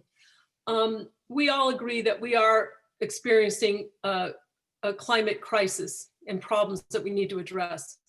But we also have a very serious housing crisis, which I think is pretty widely accepted. Young people are finding it very difficult, even impossible. Two working couples with good education are finding it difficult or impossible to buy their first homes. And by that, I mean a condominium, not just a single family residence. So the housing crisis is very real and expected to get worse. That, of course, is going to show up in the homeless count as well. But we also have an environmental crisis. And here in Malibu, we also have a fair concern about not going too high density, particularly up in the hills because of the fire risk. So with balancing this environmental concerns and a desire not to go too high density with the need for everybody, every city in California to somehow help resolve this very bad housing crisis, how would you how would you basically balance those two needs, protecting the environment, not overpopulating, and yet providing a fair share of affordable housing, which often means denser housing? I'll give each of you a minute and a half to comment on that. You know, we don't like ADUs so much, but then how do you provide more housing, things like that? You have to say who goes first. Oh, sorry, I didn't announce who goes first. Paul, you're back on top of the list. What a great one for me. For starters, I don't think that I appreciate that the state of California has decided that we should have unparalleled and unlimited population growth for whatever reason they want it. I don't think that the fact that they want to have more people in the state of California should be able to create a problem and destroy existing cities. The idea is not to create a race to see who can become New Delhi next. The idea is to be able to try and have good quality of life. You can't have good quality of life if you have 1 million people for every square meter. It's ridiculous. So if we want to have a good quality of life and we want California to have a good quality of life, we have to face the fact that not everybody can afford to live here unless we're willing to give up all our ability to grow food and all our ability to have a reasonable quality of life. And I mean, we can put a lot of people here if we're willing to kill off all the wildlife, cut down all the trees, flatten all the hills. We could put a lot of people here, but they'd have a really crappy quality of life. I'm not Thanks, for Paul. that. It's a tough challenge. Thanks, Paul. Andy, you're up next. Trying to think how you, with a booming real estate market right now, how you would, try and argue with somebody that's getting top dollar on their house right now that, maybe, I don't know. I just don't see, I like the ADUs in the sense that maybe if that's spread out through town, as opposed to like, say, one lot that was owned by Pepperdine that was maybe going to be, from like 5 to 1 to 20 to 1 and high density to handle that low income housing element right in the center of town that's already jam packed. I think that, spread it out. But is Malibu ever going to be affordable? I don't know. I mean, I'm just hiding out where I am because I've got a pretty good deal. But, it's supply and demand. And right now the demand is, heavy. And COVID's not helping that. And people are coming out here in droves and paying, multiple offers, overpriced, everything. So affordable housing in Malibu, I don't know that we can take on that problem with the surrounding. I think what we have to look for is when the rents get, when everybody gets shut out and they start coming into Malibu and the crime starts rising and people start moving more into cars on the highway and everything like that. Maybe some of these buildings over the hills, these malls that are going out of business can be turned into like housing units. There's a lot of real estate that's going to go down that could be turned into something useful. Not Okay. Malibu, but maybe somebody could finance that from Malibu. That's a thought. Rick, you're up next on this. Yeah, you've touched on something which is really the source of all of the problem in Malibu, which, whether it be public safety, overdevelopment, pollution, impact on the environment, PCH, you name it, crime, it has to do with a rapidly expanding population of the United States of America. And it's unfortunate. And between the 1920s and 1965, the United States only let in 250,000 people. In 1965, they changed that by tenfold, and they let in about 2 million people a year. And in our lifetimes, we've seen the population of the United States grow by 50%. We've seen the population of the state of California double. And that's the source of all of our problems. Until the national political leadership gets in line with the citizens, who 75% of them favor a reduction of all kinds of immigration, whether it be illegal or illegal, so they can get things under control. It's kind of like Malibu. Malibu should have, we want to do incremental growth in Malibu to control how much it impacts our quality of life. And I think the national government needs to adopt that. So we're left with picking up the pieces down here, and it's a very difficult situation. And unfortunately, the solutions are going to impact our quality of life. And it's a very difficult problem, but that's the source of all our problems now. Thank you, Rick. The next one up is Bruce Silverstein, I'm sorry. Okay, so it's exactly answers like that show that national issues do matter, and it actually shows exactly who Rick plans to vote for, even though he won't say so. I don't agree that we have an ethical or moral obligation to open up Malibu to greater density. Ethics and morals are completely subjective, and different people have different views, and in any event, they're not the law. I don't agree that we have a legal obligation either, at least not under any existing law that I'm aware of. Maybe we will, maybe we won't in the future, but right now we don't. SB 1120, which would have had a significant effect on that, failed. It failed, granted, for procedural reasons, not because it didn't have sufficient support, but it failed. In any event, even the law that California is looking to impose on us that would allow greater density exempts high fire risk areas, and we likely qualify under that exemption. We should be doing all we can to fight the adoption of legislation that would cause us to have a legal obligation that we don't currently have. And again, that's why we need lawyers involved in this process. I'm also not sure what the relationship is between the density of Malibu and other similar rural areas. I mean, you know, we're a relatively small in geography, 21 square miles or 27 square miles, depending on who you talk to. And we probably have our share of population for a rural area of that size. But in any event, if California wants us to increase it, California should have to pay for our infrastructure and provide us greater law enforcement. And we should fight tooth and nail to prevent that until we're required to. Thanks, Bruce. Lance, you're up next. Well, this is a devilishly difficult dilemma here that we're facing. I don't think anybody on this panel has the answer. I know one thing though. I think that diversity is a good thing, and I think it enhances the community. And just to touch on what Rick said, if you don't have a feel for what the problem is, or if you get it wrong, you're going to come up with the wrong solution. The problem is not immigration or overpopulation. The problem here is how to satisfy or how to temper or how to coordinate a yawning income disparity. I mean, the 99% versus the 1%. And that gap is expanded.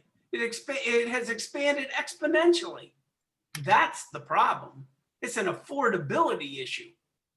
And I have absolutely no idea how we would settle it at this level, because this is a matter of national policy. It's a matter of economic policy. And if you look at the issue that way, you'll probably come up with a different solution than there are just too many people coming across the border. Thank you, Lance.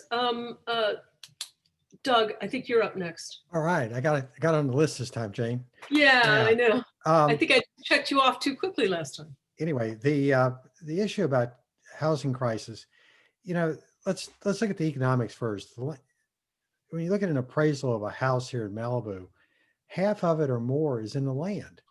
And it's the land cost that drives up the cost of housing in Malibu, among other things. It starts at the land cost.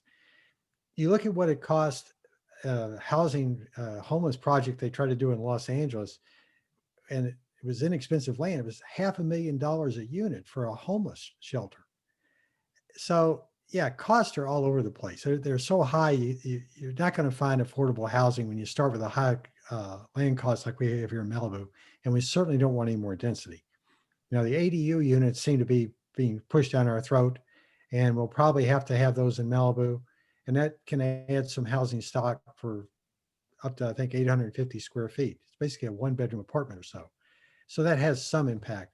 But for the most part, Malibu isn't going to be able to address the housing cost issue. What we can do is get more housing stock where it's already in existence, short-term rentals being taken off the market and put back to their real use for housing people on a long-term basis.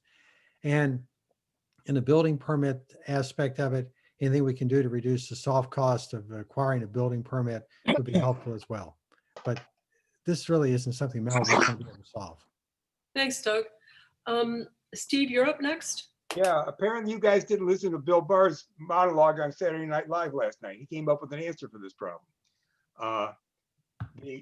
Look, we're in a democratic state. What's the answer? Just Lance, I'm talking Lance. He came up with, we live in a democratic state, so you can bet your life these proposals to increase the amount of housing to accommodate the population are going to increase. I think the best thing we can do here in Malibu, we're going to have to try and accommodate some of that. We've just got to find ways to do it slowly. We've got to meet the requirements that the government is going to lay on us, but we don't want to have this stuff happen overnight. So you're right. It's ADUs, it's opening up some residences as a result of eliminating the short-term rentals. Some of those things will give us some breathing room as we go down the road, and we're just going to see how this thing's going to play out because the people aren't going away. Thank you, Steve. Mark, I think you have the final word on this one. Okay. You know, it's interesting. I was in the lending business for a long time, and the state mandates that lenders provide a certain amount of low to moderate income loans as a percentage of their overall business in order to stay in, keep their charters and whatnot. I never did one in Malibu because the metric is such that they take a percentage of the median income for the county. So obviously we're never going to cut it, when it comes to that, right? So I'm going to go back and say that the ADUs is going to help a little bit. The other thing that I'm thinking of is, Norm Haney's office building, he couldn't really make a profit as an office building, so he's turning it into a hotel, right? So similarly, offices are going to continue to go away as people get used to doing business the way we're doing it now over Zoom and realizing that they don't have to commute into offices. So there's probably going to be a glut of office space, and maybe some of that stuff can be turned into higher density stuff, maybe office over or residential over office or residential over retail or whatever it is along that PCH corridor where it's, it's a little noisy. It's probably not a place where, the super high end people want to be, I guess, unless you're on the beach side. But that's just a couple of my thoughts. Interesting. Well, thank you. At this point, we'll turn to the environment and wildfires. Got a lot of questions on that, of course. We all know that massive wildfires here are not only a public safety concern, but are also bad for the environment. First question on environment and wildfires is brush clearance. You'll have 1 minute to answer this.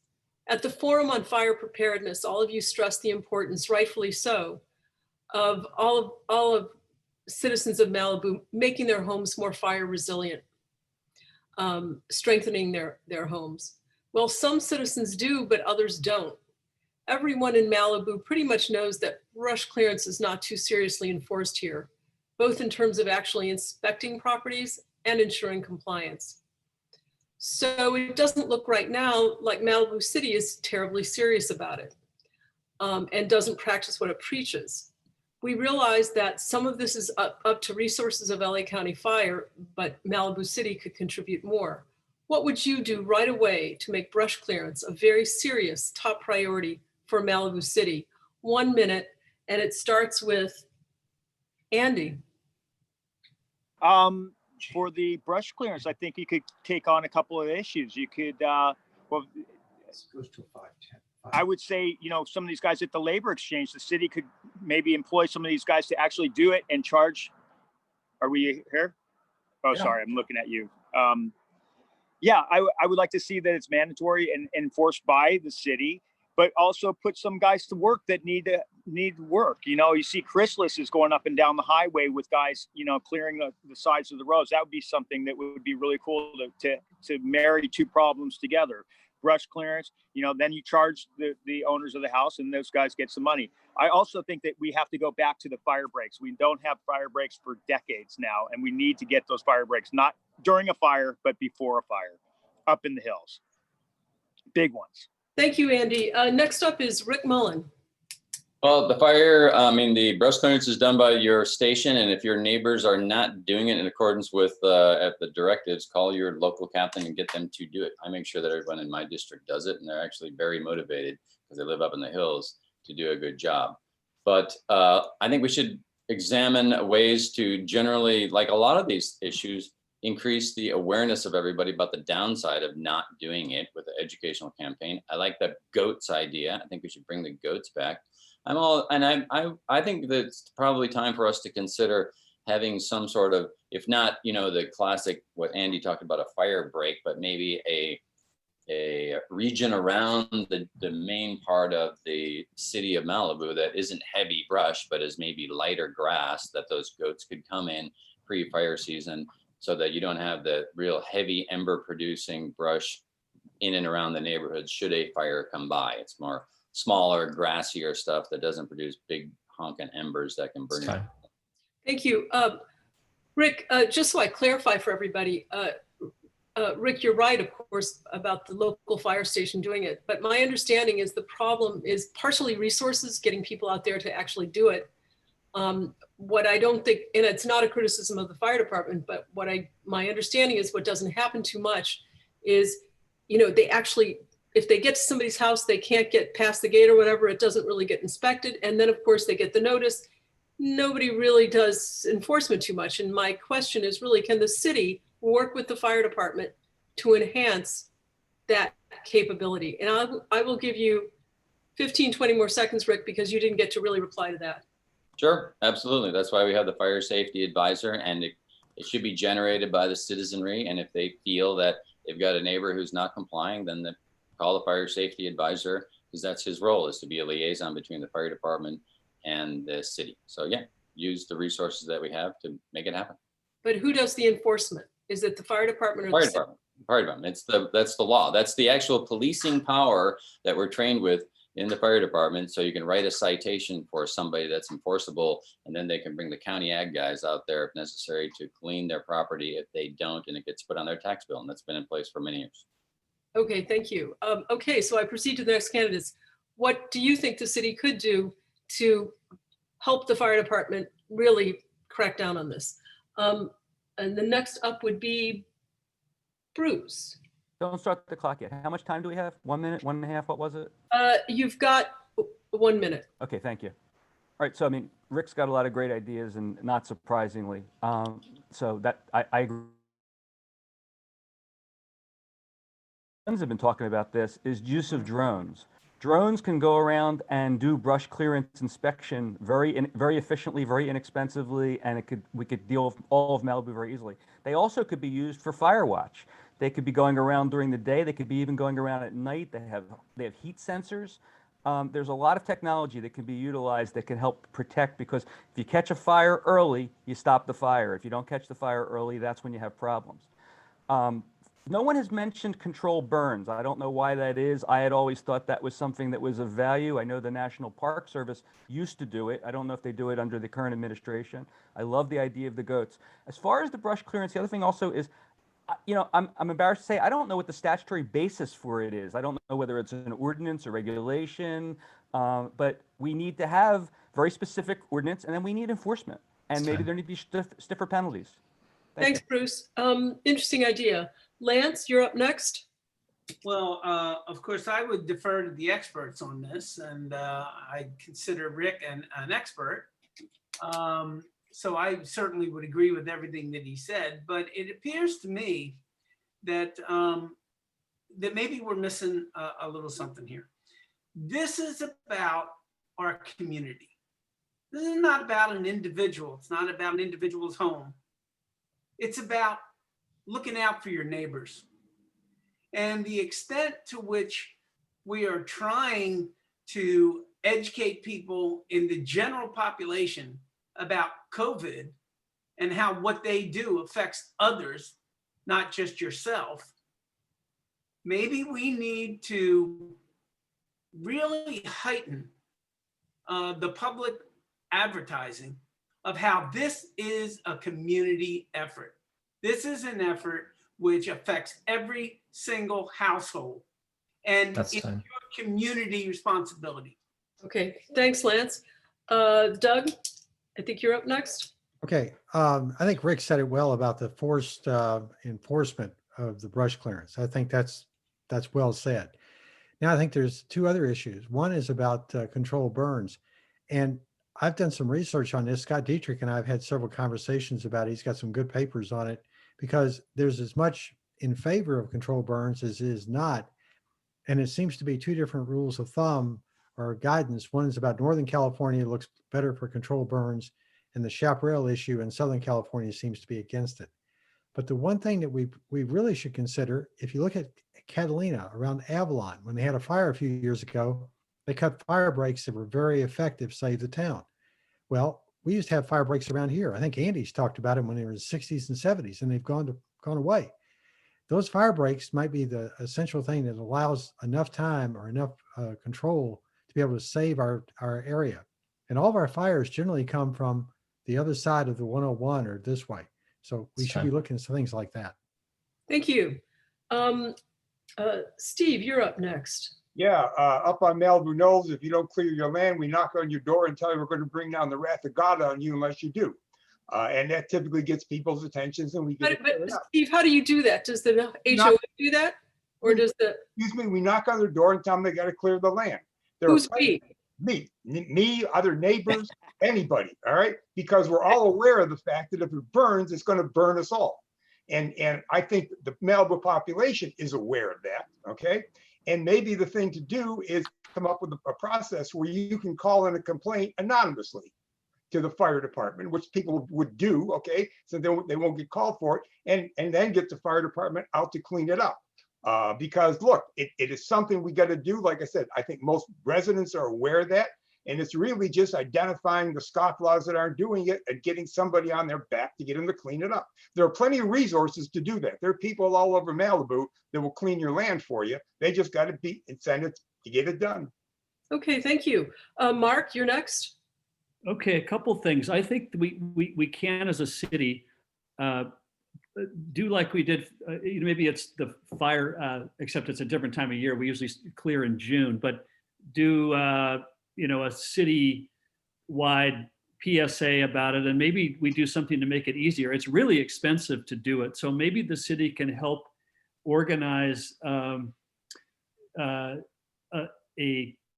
less expensive, like a group purchase on the big 40-yard dumpsters, so that at this one particular week or month or whatever, that if you call Waste Management, they'll deliver the dumpster, and it takes a huge amount of the cost out of it for people. And people will know, hey, I got one shot to do this because I'm going to save 30% if I do it this particular week, right? The other thing is we've talked about is talking with the insurance commissioner and creating rules for the insurance companies to give breaks in the homeowner's insurance if they do certain things like harden their home and have the brush clearance done and so forth, because we're in an insurance crisis also. Oh, that's really hard to get that's insurance. an interesting idea. Paul, I think you have the final word on this issue. Thanks. I don't know about everybody else, but when we had 3 acres, we welcomed the fire department onto the property. We cleaned the property to the distance that they did it. And we didn't do it entirely because we were swell people who wanted to be good to our neighbors. We did it because our insurance company required it. And if you didn't do it, they would send out somebody to look at it from the insurance company, and you'd get threatened with cancellation or a huge fee increase. It was one thing if you had cleared 100 feet and another price if you cleared 200 feet. That is something where we can do, we're doing it for ourselves. And by doing it for ourselves, we're doing it for everybody else. As far as, am I in favor of goats? Yes. Am I in favor of controlled burns? Yes. I'd rather have little pollution every year than one huge monster slug of pollution like we had during Woolsey. We need to do everything, and we need time. Thank you.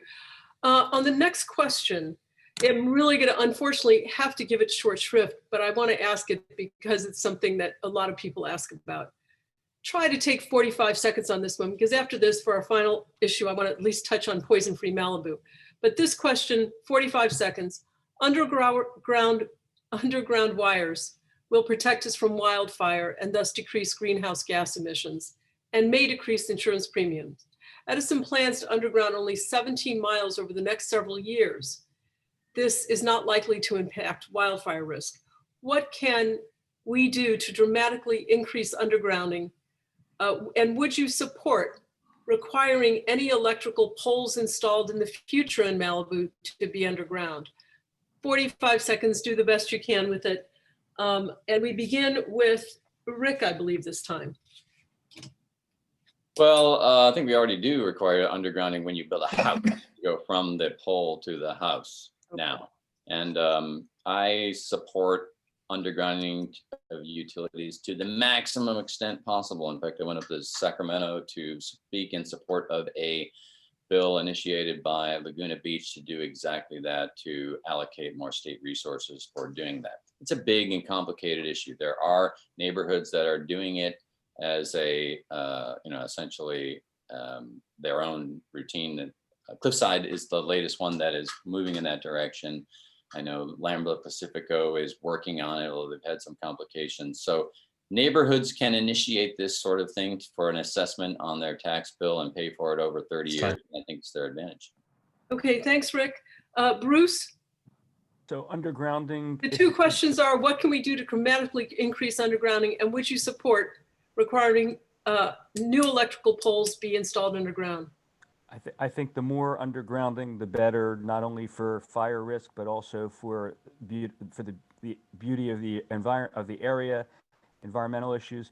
But I don't think there's anything we can do about it other than perhaps within Malibu. And I want to say, to my knowledge, and maybe I'll be educated otherwise by others, to my knowledge, we haven't had a wildfire in Malibu caused by an electrical pole in Malibu, as opposed to outside of Malibu. And we certainly don't have any ability in Malibu to prevent them from being non-undergrounded outside of Malibu, other than, as Rick says, by lobbying the state to do it. Because at the end of the day, SCE is a profit-oriented company, and they're going to make an assessment as whether it's more profitable for them to put them underground and avoid fires or pay for the fires.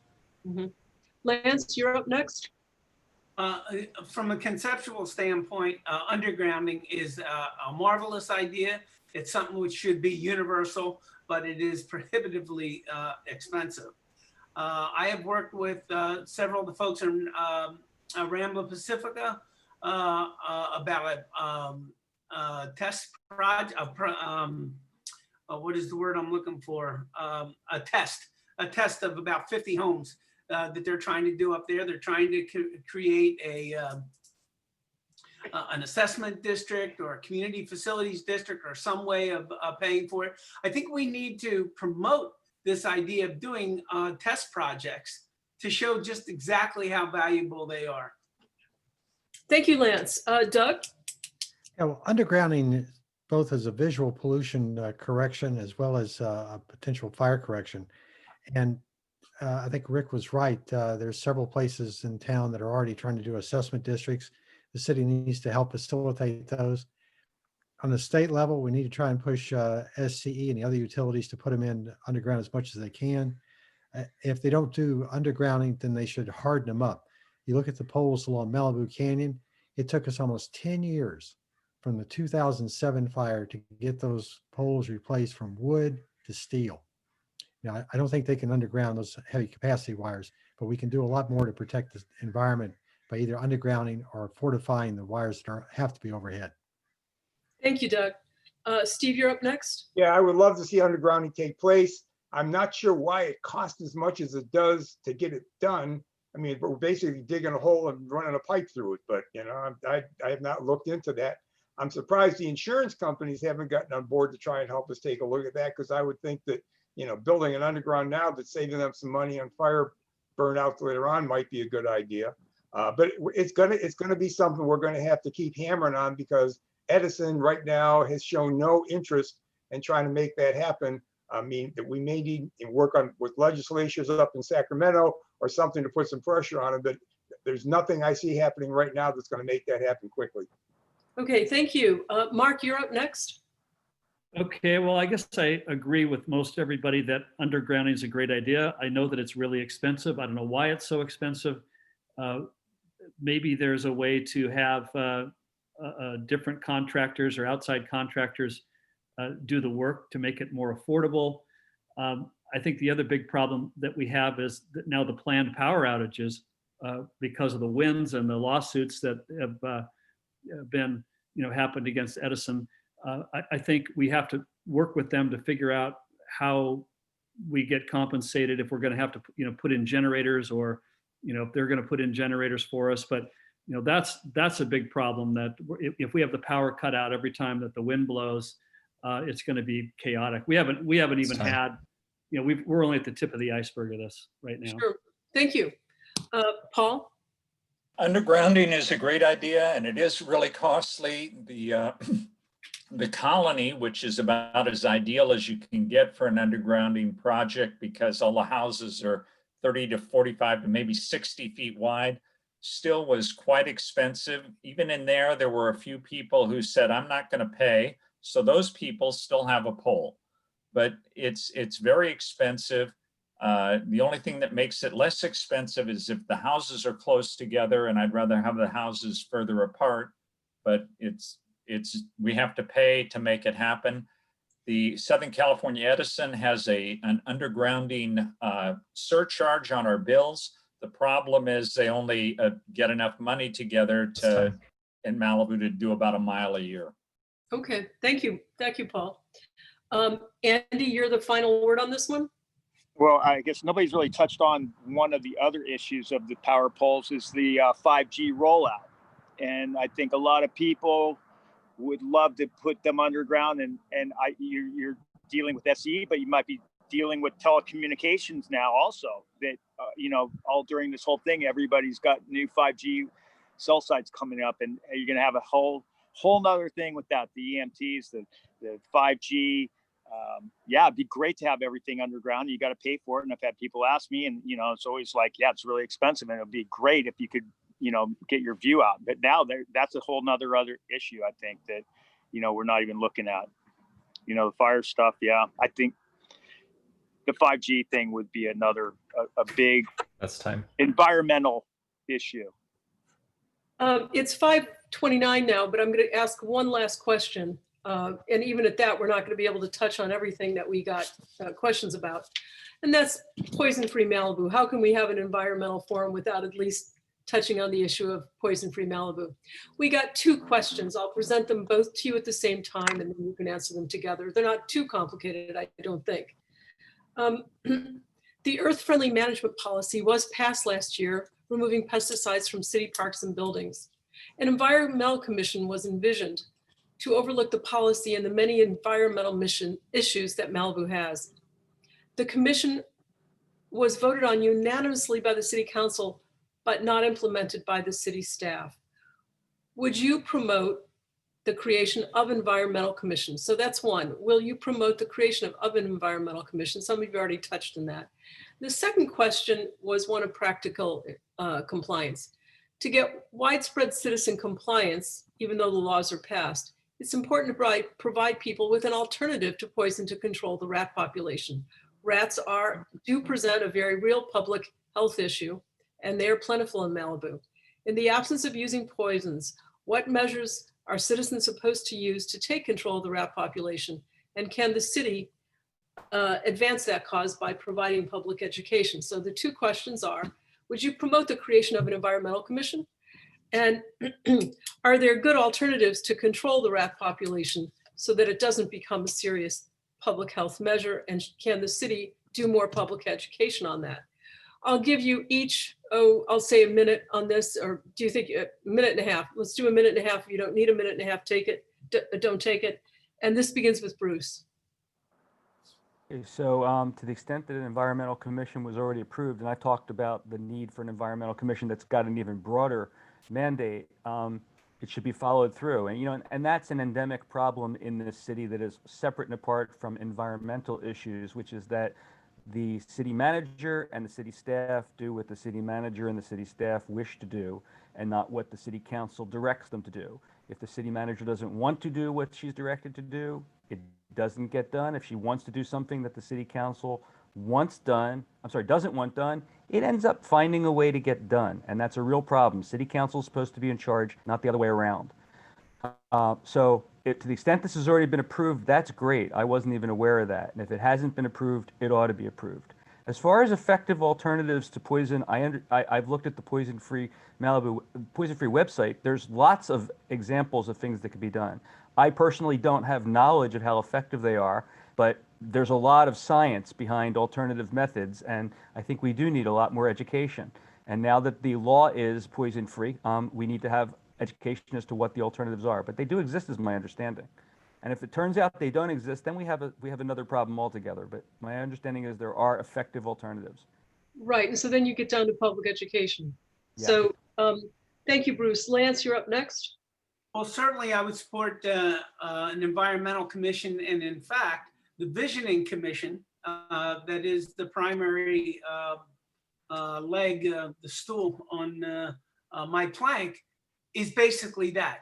It's an environmental commission and other commissions all rolled into one, because it gives a venue to discuss these things and to push forward and to measure them.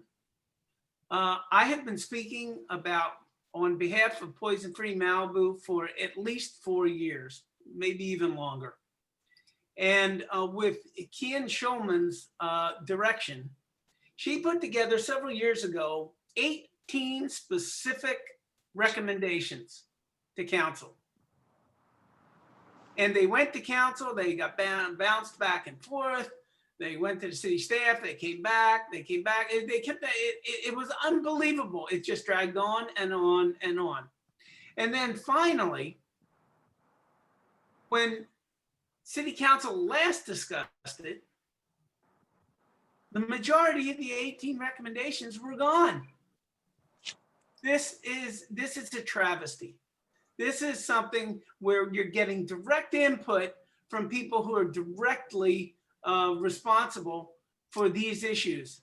And this is a place where the city council has to stand up to the staff and say, we need these addressed. Okay, thank you. Doug, you're up Yeah. next. In my opening statement, I said one of my 4 focus items is to have the environmental commission for the city. And the way I was going to pay for it was to take 2 of the existing boards and operations and merge them in together and make it happen. I understand there was a complaint from the city staff that they didn't have the resources at the time, but we're going to have to find the resources at time.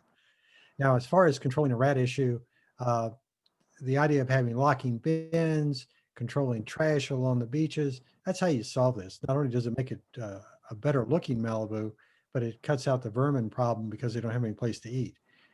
We still have first generation rat poison at the state level. They're still allowing that to happen.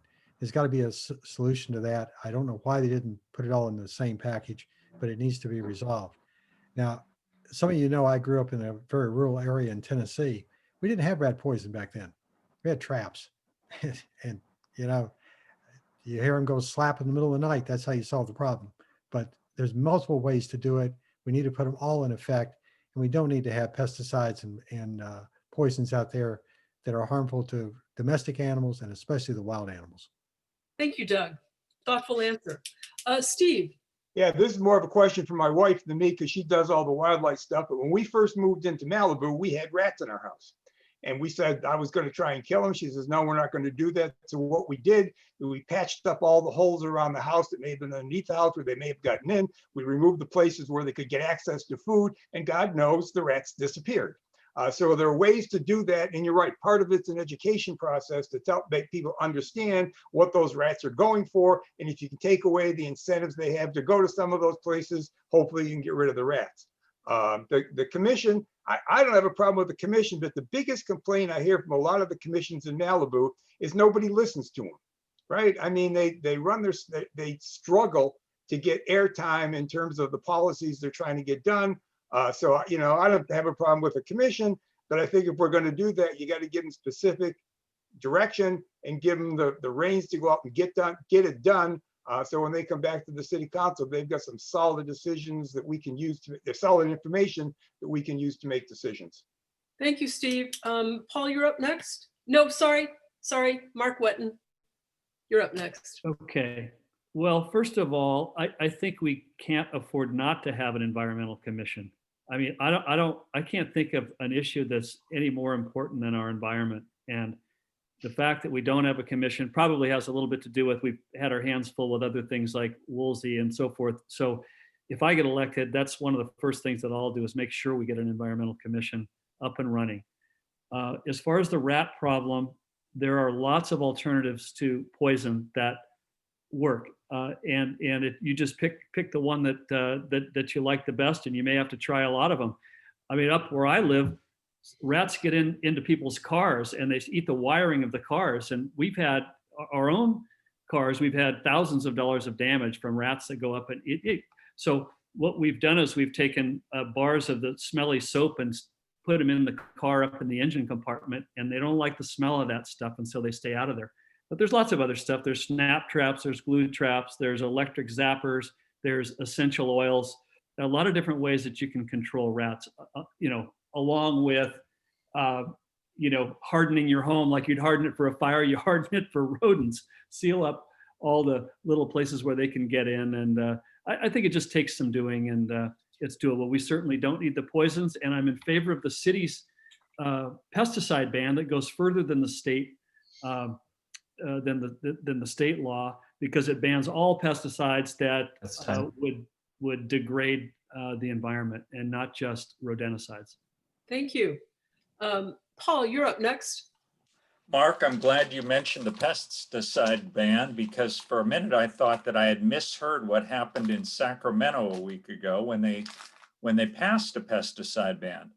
So I'm a big fan of snap traps. They're simple, they're cheap, they're easy to bait, they're easy to unload.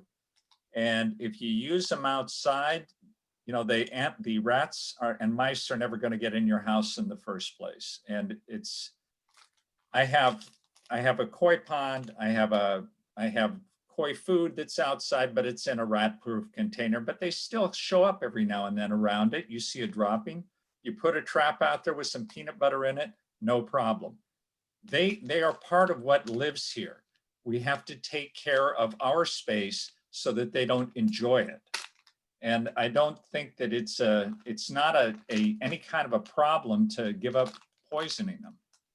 I don't think I've poisoned anything in over 20 years. So it's a great idea. And if you want to have a commission about it, fine, let's do it. Thank you, Paul. Andy? Okay, well, I just adopted 2 cats. And they have, I'm still getting some rats in my cars, but I keep the hoods up. And that's really, I don't know. Right across my gully here, I have 3 giant red-tailed hawks, and it would kill me if I saw one of them. But, it goes to the city, got to go back to the lagoon where like Poison Free started with Wendy Dunn and Keon and everything. And our city really failed. Like they were supporting this lagoon project, John Seibert was, and the whole lagoon was going to be sprayed with Roundup, and there was going to be rodenticides dumped in there. And that's where this all started off, because Seibert he didn't look at it, and then we have the thing at the high school where, there was some gopher holes, and they were still poisoning the gophers because somebody, Laura, I think, was involved in that, and they were still poisoning the gophers up there. So we've sort of floundered on the pesticides thing here. I get everybody's giving Richard Bloom a big hand for doing this whole, poison free thing, but he was also totally pro lagoon and spraying, just like carpet bombing the lagoon with Roundup and rodenticides before they destroyed the whole ecosystem. So, our city needs to do better than they have. They don't listen to everybody that goes in there, and then these decisions get made at midnight or 1 o'clock in the morning, which is another thing that I'm saying is we got to stop having agendas go past 11:30 at night. It's ridiculous. That's another issue, but yeah. Okay, thank you, Andy. And personally, I agree with you about those meetings going so late. Rick, I think you've got the final word on this. Environmental Commission's been approved. It will happen. We're in a little bit of a tight squeeze right now, and it'll be no problem, and it's a good idea. As far as rat countermeasures, unlike the RVs on PCH, rats have been here for thousands of years, and people have been doing rat countermeasures. We have a barn kitty who is doing a phenomenal job of getting out there actively seeking them out. We also have had aerial predators in the form of red-tailed hawks and owls at nighttime. And there's, as somebody already touched on, I think it was Steve, there are things you can do to harden your home and make sure there aren't pathways for them to enter your house. And if you deny them the food they are seeking or access to the food they are seeking, you probably won't have too much of a rat problem. So you got to look at your trash and make sure that, like our dumpster locking ordinance is, that the lid is closed on your trash and the rats can't get in on it. But countermeasures are key, and there are plenty of them available. And I do think that the city can do a good job of getting some education out there in support of this, anti or non-poisoning methodology of going after rats. So yeah. Well, thank you, all of you. Thank you for staying overtime. I thought you on several of the questions, a lot of interesting ideas were tossed out. There are several issues we couldn't get to. I'm a little heartsick we couldn't get to rising sea levels and protecting our oceans, although you did touch on it yesterday. For anyone who didn't see yesterday's forum, it will be up at the Malibu Foundation. We also didn't get to 5G, where we just touched it. But for attendees who would like to see that discussed, there are 2 more forums coming up. One is Saturday, October 17th in Eastern Malibu, but for everyone, hosted by Jefferson Wagner, Colin Drummond, and Scott Dittrich. And on October 22nd, the Students Forum, I think done by Malibu High. So having said that, I can't thank you enough. Good luck to all of you. And I hope you make it to this marathon till November 3rd. I know it's grueling in many respects. Thank you very much. And that closes the forum for today. Adios. Thank you for you. having us. Thank you. Uh-huh. Well done.